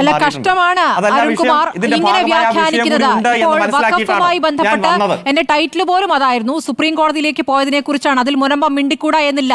മുനമ്പം മിണ്ടിക്കൂടാ എന്ന് ആഗ്രഹിക്കുന്ന ആരും ഇവിടെയില്ല. നമ്മൾ പോകുന്ന വിഷയത്തിൽ നിന്നും ഇതിലേക്ക് വരുന്നതിന് ഒരു തടസ്സവുമില്ല. സർക്കാരിനെ സംബന്ധിച്ച് ആശ്വാസകരമാണ് ഈ വാർത്ത എന്നുള്ളത് നമ്മുടെ തലക്കെട്ടുമാണ്. ഇനി താങ്കൾ പറഞ്ഞോളൂ. ഞാൻ പറഞ്ഞത് കൃത്യമാണ്. 37 മിനിറ്റ് ആങ്കർ ആയിക്കോട്ടെ വെറുതെ പറഞ്ഞു പോവുകയായിരുന്നില്ലല്ലോ. BJP പ്രതിനിധി പറഞ്ഞ തർക്കത്തിലല്ലേ സമയം പോയത്. ഇനി താങ്കൾ പറയൂ, എന്തിനാണ് സമയം കളയുന്നത്? 37 മിനിറ്റ് എന്നെ കാഴ്ചക്കാരനാക്കി ഇരുന്നപ്പോൾ താങ്കൾക്ക് ഈ രോഷം ഇല്ലല്ലോ. ഞാൻ പറഞ്ഞു തുടങ്ങി 2 വാചകമായപ്പോൾ താങ്കളുടെ ആ രോഷവും ജാഗ്രതയും ഒക്കെ ഞാൻ കാണുകയാണ്. ഏതായാലും ഈ ചർച്ചയിൽ നിന്ന് ഞാൻ ഇറങ്ങിപ്പോകില്ല. 8 മണി വരെ ഞാൻ ഇരിക്കും. താങ്കൾ എത്ര വേണമെങ്കിലും ഇടപെട്ടോ. ഈ 37 മിനിറ്റ് എന്നെ കാഴ്ചക്കാരനാക്കി CPM പ്രതിനിധിയെ കാഴ്ചക്കാരനായിട്ട് ചർച്ചയ്ക്ക് ഇരിക്കുമ്പോഴും ഹൈക്കോടതിയിൽ നിന്ന് ഇത്തരത്തിലൊരു വിധി വന്നിട്ടുണ്ട് എന്നൊരു വാക്ക് താങ്കൾ പറഞ്ഞില്ല. ഒരു ഇൻട്രോയും ഉണ്ടായില്ല. ചർച്ചയുടെ ഒരു ഘട്ടത്തിലും മുനമ്പം വിഷയം ഇത്തരത്തിൽ ഹൈക്കോടതിയുടെ ഒരു വിധി താങ്കൾ സൂചിപ്പിച്ചിട്ടില്ല എന്നുള്ള കാര്യം ഞാൻ ഉറച്ചു നിൽക്കുന്നു. അത് കേൾക്കാനും മനസ്സിലാക്കാനും ജനങ്ങൾക്ക് അതിന് കഴിയാൻ വേണ്ടിയിട്ടാണ് ഞാൻ താങ്കളുടെ ആ ജാഗ്രതയെ ചൂണ്ടിക്കാണിക്കാനാണ് ഞാൻ ഉദ്ദേശിച്ചത്. ഇവിടെ കുറച്ച് നാളായി നുണപ്രചരണം നടക്കുന്നുണ്ട്. അത് ഗവൺമെന്റിനെതിരെ തന്നെ നടത്തുകയാണ്. ആ നുണപ്രചരണത്തിനെല്ലാം ഒരു ചുട്ട മറുപടിയാണെന്ന് കിട്ടിയതെന്ന് ചൂണ്ടിക്കാണിക്കേണ്ട ഉത്തരവാദിത്വം എനിക്കുണ്ട്. ഇവിടെ വലിയ രൂപത്തിൽ എന്താ പ്രചരിപ്പിച്ചുകൊണ്ടിരുന്നത്? ആ പ്രചരണം ഗവൺമെന്റ് കഴിഞ്ഞാൽ, പ്രത്യേകിച്ച് പട്ടാളത്തിനുള്ള സ്വത്ത് കഴിഞ്ഞാൽ റെയിൽവേക്കുള്ള സ്വത്ത് കഴിഞ്ഞാൽ ഇവിടുത്തെ വഖഫ് ബോർഡിന്റെ കയ്യിലിരിക്കുന്ന സ്വത്ത്, അതാണ് ഏറ്റവും വലിയ മൂന്നാമത്തെ ഭൂമിയുടെ ഉടമസ്ഥനാണ് ഈ മുസ്ലിംങ്ങളും അതുപോലെ വഖഫ് ബോർഡും എന്ന രൂപത്തിലാണ് വലിയ പ്രചരണം നടന്നത്. പാർലമെന്റിൽ ആ നിയമം അവതരിപ്പിച്ച് ലോകസഭയിൽ പാസാക്കി, രാജ്യസഭയിൽ പാസാക്കിയതിന്റെ പിറ്റേ ദിവസം ഓർഗനൈസറിൽ പുതിയ ലേഖനം വരികയാണ്. ഈ രാജ്യത്ത് ഗവൺമെന്റിന്റെ കയ്യിലുള്ള സ്വത്ത് കഴിഞ്ഞാൽ മുഴുവനുള്ളത് കത്തോലിക്ക സഭയാണ്. അവർ വഖഫ് ബോർഡിന് വിട്ടു. രണ്ടാമത്തെ സ്വത്തിന്റെ ഉടമ ഇവിടെ കൃത്യമായി കത്തോലിക്ക സഭയാണ് എന്ന രൂപത്തിൽ ലേഖനം വരികയാണ്. ആ ലേഖനം എഴുതി തയ്യാറാക്കി അല്ലെങ്കിൽ വർഷങ്ങൾ മാസങ്ങൾ എടുത്ത് പഠിച്ച് പ്ലാൻ ചെയ്യാതെ ഒരു ലേഖനം വരില്ലല്ലോ. ഇത്ര കോളേജ്, ഇത്ര സ്കൂള്, ഇത്ര പ്രൈമറി സ്കൂള്, ഇത്ര മെഡിക്കൽ കോളേജ്, ഇത്ര നഴ്സിംഗ് സ്കൂള്, കൃത്യമായിട്ടുള്ള കണക്ക് വന്നിട്ട് അവസാനം പറഞ്ഞു 7 കോടി ഹെക്ടർ ഭൂമി കത്തോലിക്ക സഭയുടെ കയ്യിലുണ്ട്. അപ്പോൾ ഞങ്ങൾ എല്ലാ ചർച്ചയിലും സൂചിപ്പിക്കാറുണ്ട്, ഒന്നാമത് ഇസ്ലാം, രണ്ടാമത് ക്രിസ്ത്യാനികൾ, മൂന്നാമത് കമ്മ്യൂണിസ്റ്റുകാർ, നാലാമതായി പ്രതിഷേധിക്കുന്ന സ്വരമുയർത്തുന്ന എല്ലാവരും. ഒരു സിനിമ ഇറങ്ങിയപ്പോഴേക്കും ഏറ്റവും ആദ്യം സംവിധായകൻ, നിർമ്മാതാവ്, ഗോകുലം ഗോപാലൻ, അതിലെ പൃഥ്വിരാജ്, ആന്റണി പെരുമ്പാവൂർ, എല്ലാവരെയും ED, കസ്റ്റംസ്, അങ്ങനെ ആദായ നികുതി വകുപ്പ് കയറി ഇറങ്ങിയാണ്. ഈ കൃത്യമായി ന്യൂനപക്ഷത്തിന്റെ അസ്തിത്വം ഈ രാജ്യത്ത് ഇല്ലാതാക്കാൻ വേണ്ടിയിട്ടുള്ള പ്ലാൻ ചെയ്തുള്ള പ്രവർത്തനത്തിന്റെ ഭാഗമായിട്ട് തന്നെയാണ് സംഘപരിവാർ രാഷ്ട്രീയം ഈ പ്രവൃത്തിയുമായി മുന്നോട്ട് പോകുന്നതെന്ന് എല്ലാ ചർച്ചകളിലും ഞങ്ങൾ ചൂണ്ടിക്കാണിക്കാറുണ്ട്. ഞങ്ങളുടെ രാഷ്ട്രീയ ക്യാമ്പയിനുകൾ അത് സൂചിപ്പിക്കാറുണ്ട്. ഇപ്പോൾ ഈ രാജ്യത്ത് ഭരണഘടന ഉറപ്പു നൽകുന്ന മൗലിക അവകാശങ്ങൾ ഒരു ഭാഗത്ത് അങ്ങനെ നിൽക്കുക, ആർട്ടിക്കിൾ 25, 26, ആർട്ടിക്കിൾ 14, 15 ഇതൊക്കെ നിൽക്കുമ്പോൾ ചില നിബന്ധനകൾ അടിച്ചേൽപ്പിക്കുന്നു. ഏത്? 5 വർഷം ഇന്ന മതത്തിൽപ്പെട്ട ആളാണെന്ന് തെളിയിക്കണം. അതുപോലെ ആ മതത്തിന്റെ എല്ലാ തരത്തിലുള്ള സമിതിയിലേക്ക് മുസ്ലിങ്ങളായിട്ടുള്ള ആളുകളെ തിരികെ കയറ്റുന്നു. ഇതൊന്നും ഇതിനു മുമ്പ് നമ്മൾ കണ്ടിട്ടില്ല, മറ്റൊരു മതത്തിലും നമ്മൾ കണ്ടിട്ടില്ല. ഇത്തരത്തിലുള്ള സാഹചര്യങ്ങളിലെല്ലാം ഇവിടെ ജുഡീഷ്യറി ഉണ്ട്. ഭരണഘടനയാണ് ഏറ്റവും മുഖ്യം, ഏറ്റവും ശക്തം. ആ ഭരണഘടനയ്ക്ക് അനുസൃതമായിട്ട് മാത്രമേ നിയമനിർമ്മാണം നടത്താവൂ. ആ ഭരണഘടനയിൽ പറയുന്ന മതനിരപേക്ഷതയും ജനാധിപത്യവും ഫെഡറലിസത്തിനെതിരെ നിയമനിർമ്മാണം നടത്തിയാൽ അത് നിലനിൽക്കില്ല, ജുഡീഷ്യൽ സ്കൂട്ടണിക്ക് വിധേയമാകും എന്ന് തെളിയിക്കുന്ന തരത്തിൽ ഉള്ള സാഹചര്യങ്ങൾ ഇതിനു മുമ്പും ഉണ്ടായിട്ടുണ്ട്, ഇപ്പോഴും ഉണ്ടായിക്കൊണ്ടിരിക്കുന്നു. അതുകൊണ്ട് ഇതെല്ലാം സുപ്രീം കോടതിയിൽ ഇപ്പോൾ വിവിധങ്ങളായിട്ടുള്ള ഹർജികൾ വന്നിട്ടുണ്ട്. രാജ്യത്താകമാനം വലിയ രാഷ്ട്രീയപരമായിട്ടുള്ള പ്രക്ഷോഭങ്ങൾ നടക്കുകയാണ്. അതോടൊപ്പം തന്നെ ഇവിടെ എല്ലാ വഖഫ് പ്രോപ്പർട്ടിയും നിലവിലുള്ളത് 5-6 മാസത്തിനുള്ളിൽ രജിസ്റ്റർ ചെയ്യണം. ഇപ്പം 300, 400, 500, 1000 വർഷം മുമ്പ് വഖഫ് ചെയ്ത പ്രോപ്പർട്ടി അതിന്റെ ഡോക്യുമെന്റ് എല്ലാം കൊണ്ടുവന്ന് രജിസ്റ്റർ ചെയ്യണം. അങ്ങനെ രജിസ്റ്റർ ചെയ്തില്ലെങ്കിൽ അത് തർക്കഭൂമിയായി മാറി. അപ്പോൾ കളക്ടർക്ക്, ഗവൺമെന്റ് ഉദ്യോഗസ്ഥന്മാർക്ക് തീരുമാനിക്കാം. വടക്കേന്ത്യയിലൊക്കെ ഇപ്പോൾ ഈ നിയമം നടപ്പിലായതോടുകൂടി പലതരത്തിലുള്ള ആക്രമണങ്ങളും ഇടപെടലും വന്നിരിക്കുകയാണ്. ക്രൂരമായിട്ടുള്ള ആക്രമണം ആരംഭിച്ചതിന്റെ വാർത്തകൾ പുറത്തു വരികയാണ്. അതുകൊണ്ട് ഈ രാജ്യത്തിന്റെ മതനിരപേക്ഷ കാഴ്ചപ്പാടുകളെയും ഫെഡറലിസത്തെയും മതമൈത്രിയെയും തകർക്കുക എന്ന ലക്ഷ്യത്തോടെ തന്നെയാണ് ഈ നിയമം നടപ്പാക്കിയത്. ആ നിയമത്തിനെതിരെ രാഷ്ട്രീയപരമായും നിയമപരമായിട്ടുള്ള പോരാട്ടം തുടരും. ഞങ്ങൾ പാർലമെന്റിൽ അടക്കം അത് സൂചിപ്പിച്ചിരുന്നു. അതുപോലെ വലിയ പ്രക്ഷോഭം അതുമായി ബന്ധപ്പെട്ടുകൊണ്ട് പാർട്ടി കോൺഗ്രസ് അടക്കം പ്ലാൻ ചെയ്തിട്ടുണ്ട്. അതുകൊണ്ട് എല്ലാ തരത്തിലും തെറ്റിദ്ധരിപ്പിക്കുന്ന ഇടപെടൽ നടത്തിക്കൊണ്ടിരിക്കുന്ന സംഘപരിവാർ രാഷ്ട്രീയത്തെ തുറന്നു കാണിക്കാൻ വേണ്ടിയിട്ടുള്ള ഇടപെടലാണ് നമുക്ക് നടത്തേണ്ടത്. മുനമ്പത്തെല്ലാം 50 പേർ BJP-യിൽ ചേർന്നതാണ് ആകെ BJP-ക്ക് ഉണ്ടായിട്ടുള്ള ഗുണം. അതിന്റെ പേരിൽ അവിടുത്തെ ജനങ്ങളെ തെറ്റിദ്ധരിപ്പിച്ചിരിക്കുകയാണ്. ഒരൊറ്റ വകുപ്പും മുനമ്പത്തെ ഭൂപ്രശ്നം പരിഹരിക്കാൻ വേണ്ടി അവർ മാറ്റിവെച്ചിട്ടില്ല. ഇപ്പോഴും ജനങ്ങളെ തെറ്റിദ്ധരിപ്പിച്ചുകൊണ്ടേയിരിക്കുന്നു. അതുകൊണ്ട് ഈ തെറ്റിദ്ധാരണ ജനങ്ങൾ തിരിച്ചറിയും. ആ തിരിച്ചറിഞ്ഞ ജനം BJP-ക്കെതിരെ പ്രതികരിക്കുന്ന സാഹചര്യം ഉണ്ടാകും. അതേപോലെ തന്നെ സുരേഷ് ഗോപിയുടെ നേതൃത്വത്തിൽ ഇത്തരത്തിൽ ചർച്ചകൾ നടത്തി എന്നുള്ളതെല്ലാം ഗൗരവമായിട്ടുള്ള കാര്യമാണ്. ഈ രാജ്യത്തിന്റെ എല്ലാ തരത്തിലുള്ള മതനിരപേക്ഷതയും തകർക്കാൻ, ഫെഡറലിസത്തെയും തകർക്കാൻ കേന്ദ്രമന്ത്രിമാർ തന്നെ ഇറങ്ങിത്തിരിച്ചിരിക്കുന്നു എന്നുള്ളത് ഗൗരവമായിട്ടുള്ള ചർച്ചയ്ക്ക് വിധേയമാക്കേണ്ടതാണ്. അതുമായി ബന്ധപ്പെട്ടുള്ള തെളിവുകൾ കൂടുതൽ പുറത്തു വരണമെന്ന് തന്നെയാണ് ഞാൻ ആഗ്രഹിക്കുന്നത്. ശരി അരുൺ, ഇത്രയും പറഞ്ഞ സ്ഥിതിക്ക് ഞാനൊരു വ്യക്തത വരുത്താം. ഈ വഖഫുമായി കൂട്ടിക്കെട്ടി മുനമ്പത്തെ ചർച്ച ചെയ്യരുത് എന്ന് ഇവിടുത്തെ ഭരണപക്ഷവും പ്രതിപക്ഷവും ഒരുപോലെ ആഗ്രഹിച്ചിട്ടുള്ളതാണ്. തെരഞ്ഞെടുപ്പ് ഘട്ടത്തിലൊക്കെ ആ രൂപത്തിൽ അത് കത്തിക്കാൻ നടത്തിയ ശ്രമങ്ങളെ എങ്ങനെയാണ് അണച്ചിട്ടുള്ളത്, ഒരുമിച്ച് നിന്ന് എന്നുള്ളത് നമ്മൾ കണ്ടിട്ടുള്ളതാണ്. അവിടെ ഭൂമി നഷ്ടപ്പെട്ട് സമരം ചെയ്യുന്ന പാവപ്പെട്ട മത്സ്യത്തൊഴിലാളികളുണ്ട്. അവരുടെ ജീവിത പ്രശ്നം, അവരുടെ ഭൂമി, അവർക്കൊരു ഭൂമി കൊടുക്കുക എന്നുള്ളതാണ് ആത്യന്തികമായ വിഷയം. ആ നിലയ്ക്കാണ് അത് എല്ലാ ഘട്ടത്തിലും ചർച്ച ചെയ്തിട്ടുള്ളത്. ഇവിടെ ഇതിനെ മുസ്ലിം ന്യൂനപക്ഷ വിരുദ്ധമായി ഒരു വിഷയമായി വഖഫ് ഭേദഗതി നിയമത്തെ കൊണ്ടുവന്ന ശേഷം അതിന്മേൽ സുപ്രീം കോടതിയിൽ പോയ വിഷയം ചർച്ച ചെയ്തു. അതിന്മേൽ BJP പ്രതിനിധി പറഞ്ഞ വാദങ്ങളോട് എതിരഭിപ്രായങ്ങളുണ്ടായി, അവിടെ തർക്കമുണ്ടായി. ആ തർക്കത്തിലാണ് താങ്കളിലേക്ക് എത്താൻ വൈകിയത്. അതല്ലാതെ താങ്കളെ അങ്ങ് അപ്രസക്തരാക്കി കളയാം എന്നൊരു ഉദ്ദേശമേ ഉണ്ടായിട്ടില്ല. ആ രൂപത്തിൽ അങ്ങ് ചിന്തിച്ചു പോയെങ്കിൽ അതിൽ വളരെ വിഷമമുണ്ട് അങ്ങനെ താങ്കൾ കരുതുന്നതിൽ. ഇതിലൊരു ഗൂഢാലോചനയുമില്ല. ഇതുമായി ബന്ധപ്പെട്ട് നടത്തിയ ചർച്ചകളൊക്കെ തന്നെയും അവിടുത്തെ സാധാരണക്കാരുടെ പ്രശ്നങ്ങൾ പരിഹരിക്കപ്പെടണം എന്ന രൂപത്തിൽ തന്നെയാണ്. അതിൽ കലക്കവെള്ളത്തിൽ മീൻ പിടിക്കുന്ന ഒരു വാദത്തെയും അംഗീകരിച്ചുകൊണ്ട് ഒരു ചർച്ചയും ഇവിടെ നടന്നിട്ടില്ല എന്നുള്ള കാര്യം താങ്കളെ ഒന്നുകൂടി ഓർമ്മിപ്പിക്കുകയാണ്. ഇനി താങ്കൾക്ക് കൂടുതൽ എന്തെങ്കിലും പറയാനുണ്ടെങ്കിൽ പറയാം, എന്നിട്ടേ ഞാൻ അടുത്ത ആളിലേക്ക് പോകുന്നുള്ളൂ. ഇവിടെ ഈ പ്രശ്നവുമായി ബന്ധപ്പെട്ടുകൊണ്ട് ഇന്ന് ഏറ്റവും പ്രധാനമായിട്ടുള്ള വിധിയാണ് ഹൈക്കോടതിയിൽ നിന്ന് വന്നത്. ജുഡീഷ്യൽ കമ്മീഷന്റെ അല്ല ഒറ്റ കാര്യം, ജുഡീഷ്യൽ കമ്മീഷനെ അല്ല ഒറ്റ മിനിറ്റ് ഈ ഗവൺമെന്റ് ജുഡീഷ്യൽ കമ്മീഷനെ വെക്കാൻ തീരുമാനിച്ചത് ഏതെങ്കിലും വഖഫ് പ്രോപ്പർട്ടി ആണോ അല്ലയോ എന്ന് കണ്ടെത്താനല്ലല്ലോ. ഇതിൽ ബോണഫൈഡ് പർച്ചേസർ ആയിട്ടുള്ള പണം കൊടുത്ത് ഈ ഭൂമി വാങ്ങിച്ച് നികുതി കൊടുത്ത സാധാരണക്കാർ അവരുടെ വിഷയം അഡ്രസ്സ് ചെയ്ത് പോകണം എന്നതുകൊണ്ട് തന്നെയാണ്. ആ വിഷയം ശാശ്വതമായി പരിഹരിക്കാൻ ഗവൺമെന്റിന് വേണ്ട നിർദ്ദേശം തരാൻ വേണ്ടിയിട്ടാണ്. ആ ഒരു വിഷയത്തിൽ ഡിവിഷൻ ബെഞ്ചിന്റെ ഒരു വിധിന്യായം പ്രധാനപ്പെട്ട വിധിന്യായമാണ്. അതുകൊണ്ട് ഈ ചർച്ചയുടെ ആദ്യഘട്ടത്തിൽ തന്നെ അത് ഉൾപ്പെടുത്തേണ്ടത് അങ്ങയുടെ ഉത്തരവാദിത്വവും ബാധ്യതയുമായിരുന്നു. അതിലേക്ക് പോയാലുള്ള പ്രശ്നം ഇതിലുള്ള ചോദ്യങ്ങളിൽ നിന്നും പലരും രക്ഷപ്പെടുമെന്നുള്ളത് കൊണ്ടാണ്. ശ്രീ സോമൻ, താങ്കൾ എന്താണ് ചോദിക്കാൻ ഉദ്ദേശിച്ചത്? പറയൂ. ഇല്ല ഒരിക്കലുമില്ല.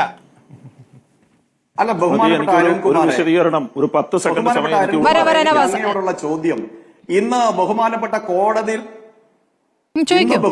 കോടതിയിൽ നിന്നുണ്ടായിട്ടുള്ള ഒരു നടപടിക്രമം, അതൊരു സാധാരണ കോടതി നടപടിക്രമത്തിന് അപ്പുറത്തേക്ക് എന്ത് അത്ഭുതമുണ്ടായി എന്നാണ് ബഹുമാനപ്പെട്ട അരുൺകുമാർ പറഞ്ഞിട്ടുള്ളത്. അവിടെ സിംഗിൾ ബെഞ്ചിന്റെ വിധി ഉണ്ടായി, അതിനപ്പുറത്തേക്ക് ഡിവിഷൻ ബെഞ്ചിന്റെ വിധി വന്നു. എന്നിട്ട് എന്താണ് ബഹുമാനപ്പെട്ട കോടതി പറഞ്ഞിട്ടുള്ളത്? എന്താണ്? അവിടെ ജുഡീഷ്യൽ കമ്മീഷന്റെ നിഗമനങ്ങൾ നടപ്പാക്കാൻ പാടില്ല. അത് കോടതിയുടെ അന്തിമമായിട്ടുള്ള നിരീക്ഷണത്തിനും വിധിക്കും മാത്രം ഇടപെട്ടേ നടത്താൻ പാടുള്ളൂ എന്ന് പറഞ്ഞിട്ട് ഇത് ജൂൺ മാസം 16-ാം തീയതിക്ക് നീക്കി വെച്ചിരിക്കുന്നു. എന്നുള്ളതിനപ്പുറത്തേക്ക് എന്ത് അത്ഭുതമാണ് അവിടെ നടന്നിട്ടുള്ളത്? അല്ല, കമ്മീഷനെ നിയോഗിച്ചതിൽ തന്നെ എന്തിനാണ് കമ്മീഷൻ എന്നുള്ള കാര്യം സർക്കാർ വളരെ വ്യക്തമായി പറഞ്ഞിട്ടുള്ളതാണ്. ആ പ്രവർത്തനം തുടരാം എന്ന് തന്നെയാണ് കോടതി പറഞ്ഞിരിക്കുന്നത്. നവാസ് എന്താണ് ചോദിക്കാനിരുന്നത്? നവാസ് ആരോടാണ് ചോദ്യം? സോമൻ, ആ വിധിന്യായം ഒന്ന് വായിക്കേ. ശ്രീനിവാസ് ആരോടാണ് ചോദ്യം? രണ്ട് കാര്യങ്ങൾ. ഒന്ന് എനിക്ക് രണ്ട് കാര്യങ്ങൾ സൂചിപ്പിക്കാനുള്ളത്. ഒന്ന്, ഇവിടെ ഷൈജു ആന്റണി പറഞ്ഞ വെളിപ്പെടുത്തൽ അത് അത്യന്തം ഗൗരവകരമാണ്. ഇപ്പോൾ സോമൻ അതിനെ നിഷേധിക്കുകയുണ്ടായി. ശ്രീ സോമനോട് ഞങ്ങൾ ആവശ്യപ്പെടുന്നത്, അങ്ങനെ ഒരു കേന്ദ്രമന്ത്രിയെക്കുറിച്ച് ഷൈജു ആന്റണി പറഞ്ഞ വാദം ശരിയല്ല എന്നാണ് നിങ്ങളുടെ അഭിപ്രായമെങ്കിൽ അദ്ദേഹത്തിനെതിരെ പരാതി കൊടുക്കുകയും അന്വേഷണം നടത്താൻ നിങ്ങൾ തയ്യാറുണ്ടോ? BJP അതിന് തയ്യാറാകണം എന്ന് ഞങ്ങൾ ആവശ്യപ്പെടുകയാണ്. രണ്ടാമത്തെ ഒന്ന്, ശ്രീ അരുൺകുമാർ ഇവിടെ നേരത്തെ സൂചിപ്പിച്ച ഇന്നത്തെ കോടതി വിധി, ഞങ്ങൾ തുടക്കം മുതലേ UDF-ഉം മുസ്ലിം ലീഗും ഒക്കെ എടുത്ത സ്റ്റാൻഡ് മുനമ്പത്തെ ഇതിലേക്ക് കൊണ്ടുവരിക എന്ന് പറയുന്നത് BJP-യുടെ അജണ്ടയാണ്. വഖഫ് ബില്ല് മുനമ്പവും രണ്ട് വിഷയമാണ് എന്ന് തന്നെയാണ് ഞങ്ങൾ കാണുന്നത്. ഞങ്ങൾ ആദ്യം മുതലേ ഈ വിഷയം പറയുന്നു. അതുകൊണ്ട് തന്നെ ഞങ്ങൾ നേരത്തെ തന്നെ വിഷയത്തിൽ പറഞ്ഞു, രണ്ടും ഒരുമിച്ച് ചർച്ചക്കെടുക്കുന്നത് പോലും BJP-ക്ക് ഒരു വടി കൊടുക്കലാണ്. BJP-യുടെ അജണ്ട അതാണ്. ഒരുപക്ഷെ അഡ്വക്കേറ്റ് KS അരുൺകുമാറിന് ഈ വിഷയവുമായി ബന്ധപ്പെട്ട് ഇന്ന് സിംഗിൾ ബെഞ്ചിന്റെ വിധി ഡിവിഷൻ ബെഞ്ച് സ്റ്റേ ചെയ്തത് ഗവൺമെന്റിന് ആശ്വാസകരമായിരിക്കാം, അല്ലാതിരിക്കാം. പക്ഷേ അതിന്റെ മുകളിൽ BJP-ക്ക് ഒരു വടി കൊടുക്കുന്ന സാഹചര്യം ഉണ്ടാകരുത്. മറ്റൊരു കാര്യം കൂടി ഞാൻ സൂചിപ്പിക്കുന്നത്, ഇന്ന് ഈ വിധിക്കകത്ത് ഗവൺമെന്റ് പറഞ്ഞൊരു സ്റ്റേറ്റ്മെന്റ് ഉണ്ട് കോടതിയിൽ വന്ന വിധിക്കകത്ത്. എന്താണ് അത്? ഗവൺമെന്റ് പറയാണ്, ഞങ്ങളിങ്ങനെ കമ്മീഷൻ ഉണ്ടാക്കിയിട്ട് എന്തിന്? To be taken by the government to find a permanent solution in this matter ongoing dispute between the citizens residing in Munambam and so and so. എന്ന് വെച്ചാൽ ഞങ്ങൾ നേരത്തെ പറഞ്ഞത് ഇതിൽ സൊല്യൂഷൻ കാണേണ്ടത് കേന്ദ്ര ഗവൺമെന്റ് വഖഫ് നിയമമല്ല, പിന്നെയോ അത് സംസ്ഥാന ഗവൺമെന്റ് കാണണമെന്നാണ്. ആ സംസ്ഥാന ഗവൺമെന്റ് അതിന് സൊല്യൂഷൻ കാണണമെന്ന ഞങ്ങളുടെ വാദത്തെ ശരിവെക്കുന്നതാണ് ഇന്ന് ബഹുമാനപ്പെട്ട കോടതിയിൽ വന്നിട്ടുള്ള ഈ ഇന്ററിംഗ് ഓർഡറിനകത്ത് ഗവൺമെന്റ് തന്നെ പറഞ്ഞിട്ടുള്ളത് ഒന്ന്. രണ്ടാമത്തത്, ഇങ്ങനെ ഒരു കമ്മീഷൻ പോലും ആവശ്യമില്ല എന്ന വാദം ഞങ്ങൾക്കുണ്ട്, ഐക്യ ജനാധിപത്യ മുന്നണിക്കുണ്ട്. കാരണം അത് രാജ്യത്ത് നിലനിൽക്കുന്ന ലാൻഡ് ട്രൈബ്യൂണൽ ആക്ട് പ്രകാരമോ അല്ലെങ്കിൽ വഖഫിലെ തന്നെ സെക്ഷൻ 97 പ്രകാരമോ ഈ പറയുന്ന സമുദായങ്ങളെ വിളിച്ചിരുത്തി, മുസ്ലിം സമുദായം വളരെ കൃത്യമായി പറഞ്ഞല്ലോ, അവരെ അവിടെ കുടിയിറക്കാൻ പാടില്ല, അവർക്ക് റവന്യൂ അവകാശങ്ങൾ നൽകണമെന്ന് പറഞ്ഞല്ലോ. മുസ്ലിം ലീഗ് അതിന്റെ എല്ലാ സമുദായങ്ങളെയും നേതൃത്വത്തിൽ യോഗം വിളിച്ചു, അവരുടെ മുഖ്യമന്ത്രിയെ പോയി കണ്ടു, ഞങ്ങൾ ഈ സമുദായത്തിലെ എല്ലാ കക്ഷികളുമായി സംസാരിച്ചിട്ടുണ്ട്. അത് വഖഫാണോ അല്ലയോ എന്ന ചർച്ച കോടതിയിൽ നടക്കുന്നുണ്ട്, ട്രൈബ്യൂണൽ കേസ് നടക്കുന്നു, അത് വരട്ടെ, പ്രശ്നമല്ല. പക്ഷേ വഖഫ് ആണെങ്കിലും അല്ലെങ്കിലും അവിടെ താമസിക്കുന്ന ആളുകളെ കുടിയിറക്കപ്പെടരുത് എന്ന കാര്യത്തിൽ മുസ്ലിം സമുദായത്തിലെ എല്ലാ സംഘടനകൾക്കും ഒരു തീരുമാനമാണ് എന്ന് അറിയിക്കപ്പെടുമ്പോൾ ഇത്തരത്തിൽ ലാഗ് ചെയ്ത് കൊണ്ടുപോകാൻ ഒരു കമ്മീഷനിൽ സിംഗിൾ ബെഞ്ചിന്റെ ഒരു സ്റ്റേയും പിന്നെ ഡിവിഷൻ ബെഞ്ചിന്റെ സ്റ്റേ റിവോക്ക് ചെയ്യലും അത് കഴിഞ്ഞ് വീണ്ടും കാത്തിരിക്കലും, ഈ സമയ ദൈർഘ്യം ബഹുമാനപ്പെട്ട CPM പ്രതിനിധിയോട് ഞങ്ങൾ പറയുന്നത് അത് ഗവൺമെന്റ് ഉണ്ടാക്കാൻ പാടുണ്ടായിരുന്നില്ല, അത് പരിഹരിക്കാൻ സാധ്യമാകുമായിരുന്നു. ഞങ്ങൾ ബഹുമാനപ്പെട്ട മുഖ്യമന്ത്രി ഉൾപ്പെടെ നേരിട്ട് കണ്ട് ആ കാര്യം പറഞ്ഞതാണ്. ഇന്നത്തെ വിധി യഥാർത്ഥത്തിൽ ഒരുപക്ഷെ ഗവൺമെന്റിന് ആശ്വാസകരമാണെങ്കിൽ പോലും UDF പറഞ്ഞത് അടിവരയിടുന്നതാണ് എന്നുകൂടി കൂട്ടിച്ചേർക്കാൻ ആഗ്രഹിക്കണം. മറ്റൊരു കാര്യം, BJPയുടെ പ്രതിനിധിയോട് സ്നേഹത്തോടു കൂടി ഞാൻ ചോദിക്കുന്ന ഒരു ചോദ്യമുണ്ട്. താങ്കൾ ഇവിടെ പറഞ്ഞല്ലോ സമ്പന്നരാണ് ഇതിനെ എതിർക്കുന്നത് എന്ന്. എങ്കിൽ ഞാൻ BJPയുടെ ശ്രീ സോമനോട് ചോദിക്കുന്നത്, മുസ്ലിം സമുദായത്തിലെ സമ്പന്നർ പോകട്ടെ, ഏതെങ്കിലും ഒരു വ്യക്തിയുടെ പേര്, നിങ്ങൾക്കൊരു സംഘടനയുടെ പേര് നിങ്ങൾക്ക് പറയാൻ വേണ്ടി കഴിയുമോ? ഏതെങ്കിലും ഒരു സംഘടന വേണ്ട, BJPയിൽ മുസ്ലിം MP മാരില്ല, മുസ്ലിം പങ്കാളിത്തം മാറ്റി നിർത്ത്. നിങ്ങളുടെ കൂടെ ഈ ബില്ല് പാസ്സാക്കിയ JDയുടെ യൂത്ത് വിങ്ങിന്റെ വൈസ് പ്രസിഡന്റ് രാജിവെച്ച് പോയില്ലേ? മൈനോറിറ്റി സെല്ലിന്റെ സെക്രട്ടറി രാജിവെച്ച് പോയില്ലേ? സംസ്ഥാന സെക്രട്ടറി പിന്നെ മുഹമ്മദ് ദിൽഷാൻ രാജിവെച്ച് പോയില്ലേ? അതിന്റെ തന്നെ സംസ്ഥാന നേതാവായിരുന്ന കാസിം രാജിവെച്ച് പോയില്ലേ? എന്തിനേറെ RLDയുടെ ഉത്തർപ്രദേശിന്റെ സംസ്ഥാന ജനറൽ സെക്രട്ടറി റിസ്വി രാജിവെച്ച് പോയില്ലേ? എന്ന് വെച്ചാൽ ബില്ല് പാസ്സാക്കാൻ നിങ്ങളുടെ കൂടെ പാർലമെന്റിനകത്ത് സഹകരിക്കപ്പെട്ട മുന്നണിയിലെ പാർട്ടി അംഗങ്ങളുടെ നേതാക്കന്മാർ പോലും രാജിവെച്ച് പോകുമ്പോൾ ഒരാൾ ഇവിടെ വന്നിട്ട് പറയാണ് ഇത് സമ്പന്നർ മാത്രമാണ്, സാധാരണക്കാരൊക്കെ ഞങ്ങളെ കൂടെ ഉണ്ട് എന്ന്. സ്മൃതി, ഒരു വാചകം പറഞ്ഞ് ഞാൻ അവസാനിപ്പിക്കാം. ബഹുമാനപ്പെട്ട അരുൺകുമാറും ഞാനും ഷൈജു ആന്റണിയും ഒക്കെ ഈ വിഷയത്തിൽ ഒറ്റ നിലപാടാണ്. ഇവിടെ BJP നേതാവ് സോമൻ ഇത്രയും നേരം സംസാരിച്ചപ്പോ കളവല്ലാത്ത ഒരു വാചകം അദ്ദേഹത്തിന് പറയാൻ കഴിഞ്ഞിട്ടില്ല, നുണയല്ലാത്ത ഒരു അക്ഷരം അദ്ദേഹത്തിന് മിണ്ടാൻ കഴിഞ്ഞിട്ടില്ല. അത് കേരളീയ സമൂഹം തിരിച്ചറിയുന്നുണ്ട്, എല്ലാ സമുദായം തിരിച്ചറിയുന്നുണ്ട്. ഇവിടെ സമുദായങ്ങൾ തമ്മിൽ തല്ലുക എന്നത് ഒരാളുടെ മാത്രം അജണ്ടയാണ്. ആ അജണ്ടയാണ് BJP. ഇവിടെ സുരേഷ് ഗോപിയുടെ തനി നിറം പുറത്തു വന്നിരിക്കുന്നു. അദ്ദേഹം ഇതിൽ നായകനല്ല, സുരേഷ് ഗോപി വില്ലൻ വേഷത്തിലാണ് എന്നുകൂടി ബഹുമാനപ്പെട്ട ഇവിടെ സൂചിപ്പിക്കപ്പെട്ടിട്ടുള്ള ഷൈജു ആന്റണി പറഞ്ഞു. ആ വില്ലനെതിരെ നിങ്ങൾ ഈ കേരളീയ സമൂഹം ആ വില്ലനെ തിരിച്ചറിയും. അത് ഇവിടുത്തെ സഭകൾ മുഴുവൻ കയറിയിറങ്ങി, പള്ളികൾ മുഴുവൻ കഴിയിറങ്ങി വായക്കുലയുമായി പോകുന്നതല്ല. സ്വകാര്യ സംഭാഷണങ്ങളിൽ ഈ സഭയെ ഉൾപ്പെടെ മൈനോറിറ്റി സമൂഹത്തെ ഉൾപ്പെടെ വഞ്ചിക്കുന്ന സമീപനമായ ഒരു വില്ലനാണ് കേരളത്തിൽ നിന്നുള്ള കേന്ദ്രമന്ത്രി സുരേഷ് ഗോപി എന്നത് അടിവരയിടുന്നാണ് ഷൈജു ആന്റണി പറഞ്ഞത്. വിയോജിപ്പുണ്ടെങ്കിൽ കേസ് കൊടുക്കാനും അന്വേഷിക്കാനും നിങ്ങൾ തയ്യാറാകണം. അദ്ദേഹത്തിന്റെ വ്യക്തിത്വത്തെ അപമാനിക്കാൻ ശ്രമിച്ചു ഷൈജു ആന്റണി എന്ന് പറഞ്ഞൊരു കേസ് കൊടുക്ക്, BJP അന്വേഷണം നടക്കട്ടെ, സത്യാവസ്ഥ പുറത്തു വരട്ടെ. ചുരുക്കി പറയണേ, സമയം കഴിയാനായി. വളരെ പെട്ടെന്ന് ഒരൊറ്റ കാര്യം പറയാം. നിങ്ങളിവിടെ താഴെ എഴുതി കാണിക്കുന്ന തലക്കെട്ട് ഞാൻ കണ്ടു. അതിനകത്ത് സുരേഷ് ഗോപി എന്നെ വിളിച്ചു എന്നാണ് എഴുതിയിരിക്കുന്നത്. ഞാൻ പറഞ്ഞത് എന്നെ വിളിച്ചു എന്നല്ല, സുരേഷ് ഗോപി എന്നോട് സംസാരിച്ചു എന്നാണ്. ഫോൺ ചെയ്തല്ല, നേരിട്ട് സംസാരിച്ചു. അതുകൊണ്ടാണ് ഞാൻ അങ്ങനെ പറയാൻ കാരണം. വിളിച്ചു എന്നല്ല, അതിപ്പോ തന്നെ തിരുത്തുന്ന സുരേഷ് ഗോപി നേരിട്ട് സംസാരിച്ചു. എപ്പോൾ, എവിടെ വെച്ചാ ശ്രീ ഷൈജു ആന്റണി? ഒരു ഹോട്ടലിൽ വെച്ചാണ് ഞങ്ങൾ നേരിട്ട് കാണാനായിട്ട് എനിക്ക് അപ്പോയിന്റ്മെന്റ് തരികയും ഞങ്ങൾ പോയി കാണുകയൊക്കെ ചെയ്തു. അവിടെ വെച്ചാണ് സംസാരിച്ചത്. അത് സംസാരിച്ച സമയത്ത് പറഞ്ഞത് ചർച്ച് ബോർഡിനെ കുറിച്ചല്ല, ആ സമയത്ത് സംസാരിച്ചിരുന്നത് സഭയുടെ സ്വത്തുക്കൾ നിയന്ത്രിക്കുന്ന ബില്ല് കേന്ദ്ര സർക്കാർ കൊണ്ടുവരും എന്നാണ് പറഞ്ഞിരുന്നത്. അത് വളരെ വ്യക്തമായിട്ട് ഞാൻ പറയുകയാണ്. അതിനു മുമ്പ് ചർച്ച ആക്ടിനെ കുറിച്ചും ബാക്കി കാര്യങ്ങളെ കുറിച്ചും അദ്ദേഹം ഇവിടെ പല ആളുകളുമായിട്ട് സംസാരിച്ചിട്ടുണ്ട്. അൽമായ മുന്നേറ്റത്തിന്റെ വിവിധ ആളുകളുമായിട്ട് സംസാരിച്ചിട്ടുണ്ട്, പലതരത്തിലും സംസാരിച്ചിട്ടുണ്ട്. എനിക്ക് വളരെ വ്യക്തമായിട്ട് അറിയാവുന്ന കാര്യം തന്നെയാണ്. ഞാൻ അതിൽ ഉറച്ചു തന്നെ നിൽക്കുകയാണ്. രണ്ടാമത്തെ കാര്യം, അഡ്വക്കേറ്റ് KS അരുൺകുമാർ സൂചിപ്പിച്ചൊരു കാര്യം നമ്മൾ വളരെ നിസ്സാരമായി കരുതിക്കൂടാന്നുള്ളത് കൊണ്ട് ഞാൻ പറയുകയാണ്. 95 നിയമത്തിൽ കേരള സർക്കാരിന് വളരെ കൃത്യമായി വഖഫ് ബോർഡിന് ഒരു ഇൻസ്ട്രക്ഷൻ കൊടുക്കാമെന്നും ആ ഇൻസ്ട്രക്ഷൻ പാലിക്കാൻ കേരള സർക്കാർ വഖഫ് ബോർഡ് ബാധ്യസ്ഥമാണെന്നും സെക്ഷൻ 97 പറഞ്ഞിട്ടുണ്ട്. അങ്ങനെ ഒരു ഇൻസ്ട്രക്ഷൻ കൊടുക്കുന്നതിന്റെ ഭാഗമായി ഒരു കമ്മീഷനെ വെക്കുകയും ആ കമ്മീഷന്റെ റിപ്പോർട്ടിന്റെ പിൻബലത്തിൽ ഇൻസ്ട്രക്ഷൻ കൊടുത്താൽ അത് കേരള സർക്കാരിന്റെ ഇൻസ്ട്രക്ഷൻ അവർക്ക് തള്ളിക്കളയാൻ പറ്റാത്തതാകും എന്നുള്ള ഒരു നിയമ വിദഗ്ധരുടെ അഭിപ്രായം കൂടി തേടിയിട്ടായിരിക്കും കേരള സർക്കാർ അത് ചെയ്തത്. അത് വളരെ നല്ലൊരു കാര്യമായിരുന്നു. അത് മുനമ്പം നിവാസികളെ വളരെ പെട്ടെന്ന് രക്ഷിക്കാൻ പറ്റുന്ന ഒരു കാര്യമായിരുന്നു. ഈ ബില്ല് പ്രകാരം 2025 ബില്ല് പ്രകാരമാണ് മുനമ്പം നിവാസികൾ പോകുന്നതെങ്കിൽ കാലങ്ങൾ നീണ്ടു നിൽക്കുന്ന ഒരു നിയമ പോരാട്ടത്തിലേക്ക് അത് പോവുകയേ ഉള്ളൂ. 95 നിയമം നിലനിൽക്കുന്നുണ്ടെങ്കിൽ ഈ റിപ്പോർട്ടിന്റെ വെളിച്ചത്തിൽ കേരള സർക്കാരിന് വഖഫ് ബോർഡിന് നിർദ്ദേശങ്ങൾ നൽകാനാകും. Waqf board is bound to obey that. അങ്ങനെയാണ് ആ നിയമത്തിലെ വ്യവസ്ഥ. സെക്ഷൻ 97 ആണ്, വായിച്ചു നോക്കിയാൽ മനസ്സിലാവും. ഇതൊന്ന് ക്ലാരിറ്റി വരുത്താൻ വേണ്ടി ഞാൻ പറഞ്ഞാണ്. അത് കേരള സർക്കാർ എടുത്ത ഒരു വളരെ നല്ലൊരു തീരുമാനമായിരുന്നു എന്ന് ചിന്തിക്കുന്ന ഒരാളാണ് ഞാൻ.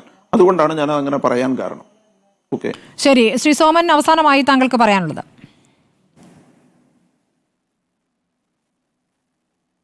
അല്ല സ്മൃതി, ഇവിടെ ഷൈജു ആന്റണി ആവർത്തിച്ചു പറഞ്ഞ ഒരു കാര്യം ഈ സന്ദർഭത്തിൽ ഉന്നയിക്കുന്നതിനകത്തിൽ ഒരു ഗൂഢതാല്പര്യമുണ്ട് എന്ന് തന്നെയാണ് എന്റെ അഭിപ്രായം.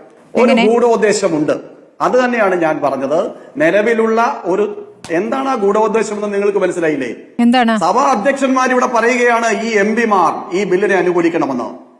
അവരനുകൂലിച്ചില്ല. അതുമായി ബന്ധപ്പെട്ട വലിയ പ്രതിഷേധമുണ്ട്. ലേഖനത്തിന് ശേഷം അങ്ങനെ പറഞ്ഞവർ തന്നെ നിലപാട് മാറ്റി. ശ്രീ സോമൻ കേട്ടില്ലേ? ഓർഗനൈസറിലെ ലേഖനത്തിന് മുമ്പ് ഞാൻ പറഞ്ഞല്ലോ, സമസ്തയുടെ മുഖപത്രത്തിൽ മീഡിയ വണ്ണിൽ അപ്പോഴൊന്നും അരുൺകുമാറിന് പൊള്ളിയില്ല, സ്മൃതിക്ക് പൊള്ളിയില്ല, പൊള്ളിയില്ല. ഓർഗനൈസറിൽ എഴുതി എന്ന് പറയുമ്പോഴാണല്ലോ നിങ്ങൾക്ക് പൊള്ളുന്നത്. ഈ രാജ്യത്ത് സമസ്തയുടെ മുഖപത്രത്തിൽ എന്താ ഈ കണക്കുകളാണ് സാർ വന്നത്. ഈ കണക്കുകൾ എന്താ വന്നത്? ഈ കണക്കുകൾ ഓർഗനൈസർ വാർത്തയാണ് സാർ വന്നത്. ഓർഗനൈസറിലെ കണക്കുകൾ ഉദ്ധരിച്ചുകൊണ്ടാണ് ലേഖനം വന്നത്. അല്ലാതെ സമസ്തയുടെ ലേഖനമല്ല. പിൻവലിക്കപ്പെട്ട ലേഖനത്തെ കുറിച്ച് അല്ല, അങ്ങ് പറയാനുള്ളതെല്ലാം പറഞ്ഞു കഴിഞ്ഞല്ലോ. താങ്കൾ കള്ളമാണ് ഞാൻ പറഞ്ഞതെന്ന് പറഞ്ഞല്ലോ.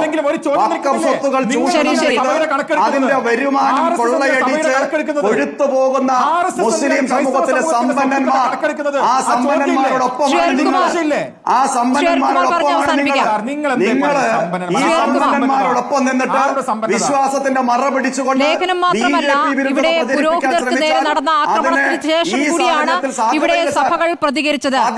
അത് വഖഫ് നിയമ ഭേദഗതിക്ക് ശേഷമായിരുന്നു. ആ പ്രതികരണം വ്യത്യസ്ത പ്രതികരണമായി വരികയും ചെയ്തിട്ടുണ്ട്. ശ്രീ സോമൻ, വേഗം പറഞ്ഞ് അവസാനിപ്പിക്കാം. ഒറ്റ കാര്യം കൂടി, അരുൺകുമാർ വലിയ പ്രക്ഷോഭം നടത്തുമെന്ന് പറഞ്ഞല്ലോ. അരുൺകുമാർ സാധാരണ കേരളത്തിൽ ഈ നിയമം നടപ്പാക്കില്ലായിരുന്നു എന്നാണ് ഞാൻ കരുതിയത്. ഇത് കേൾക്ക്. ഓരോ നിയമവും കൃത്യമായി എന്ത് ചെയ്യണമെന്ന് ഞങ്ങൾക്കറിയാം. താങ്കൾ ഇത് കേൾക്ക്. ബഹുമാനപ്പെട്ട ലീഗിന്റെ പ്രതിനിധി ജുഡീഷ്യൽ കമ്മീഷനെ വച്ചത് ജനങ്ങൾക്ക് നീതി കിട്ടാൻ വൈകിപ്പിക്കാൻ വേണ്ടിയിട്ടാണെന്ന് ഒരു പ്രസ്താവന നടത്തി. അത് തെറ്റിദ്ധരിപ്പിക്കുന്ന പ്രസ്താവനയാണ്. നിങ്ങളുടെ നേതാവ് ജനാബ് സയ്യിദ് റഷീദ് അലി തങ്ങൾ വഖഫ് ബോർഡിന്റെ ചെയർമാൻ ആയിരിക്കുമ്പോഴാണ് ഈ മുനമ്പത്തെ പ്രോപ്പർട്ടി വഖഫ് പ്രോപ്പർട്ടിയാണെന്ന് കണ്ടെത്തിയത്. നിങ്ങൾ ആ തീരുമാനം എടുത്തില്ലായിരുന്നെങ്കിൽ ഈ പ്രശ്നം ഒന്നും ഉണ്ടാവില്ലല്ലോ. അവിടെ നികുതി അടക്കാൻ ജനങ്ങളെ ഗവൺമെന്റ് അനുവദിച്ചപ്പോ KPA മജീദാണ് നിയമസഭയിൽ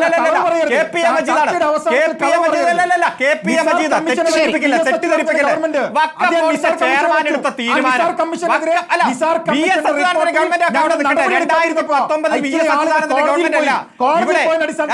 ശരി, നമുക്ക് സമയം പൂർണ്ണമായി കഴിഞ്ഞുകൊണ്ടാണ്, നമുക്ക് അടുത്ത ദിവസം ഇരിക്കാം. സമയം മുഴുവനായി കഴിഞ്ഞുകൊണ്ടാണ്. വളരെ നന്ദി. Advocate KS Arunkumar, PK Navas, K Soman, Shaiju Antony ചർച്ചയിൽ പങ്കെടുത്തതിന്.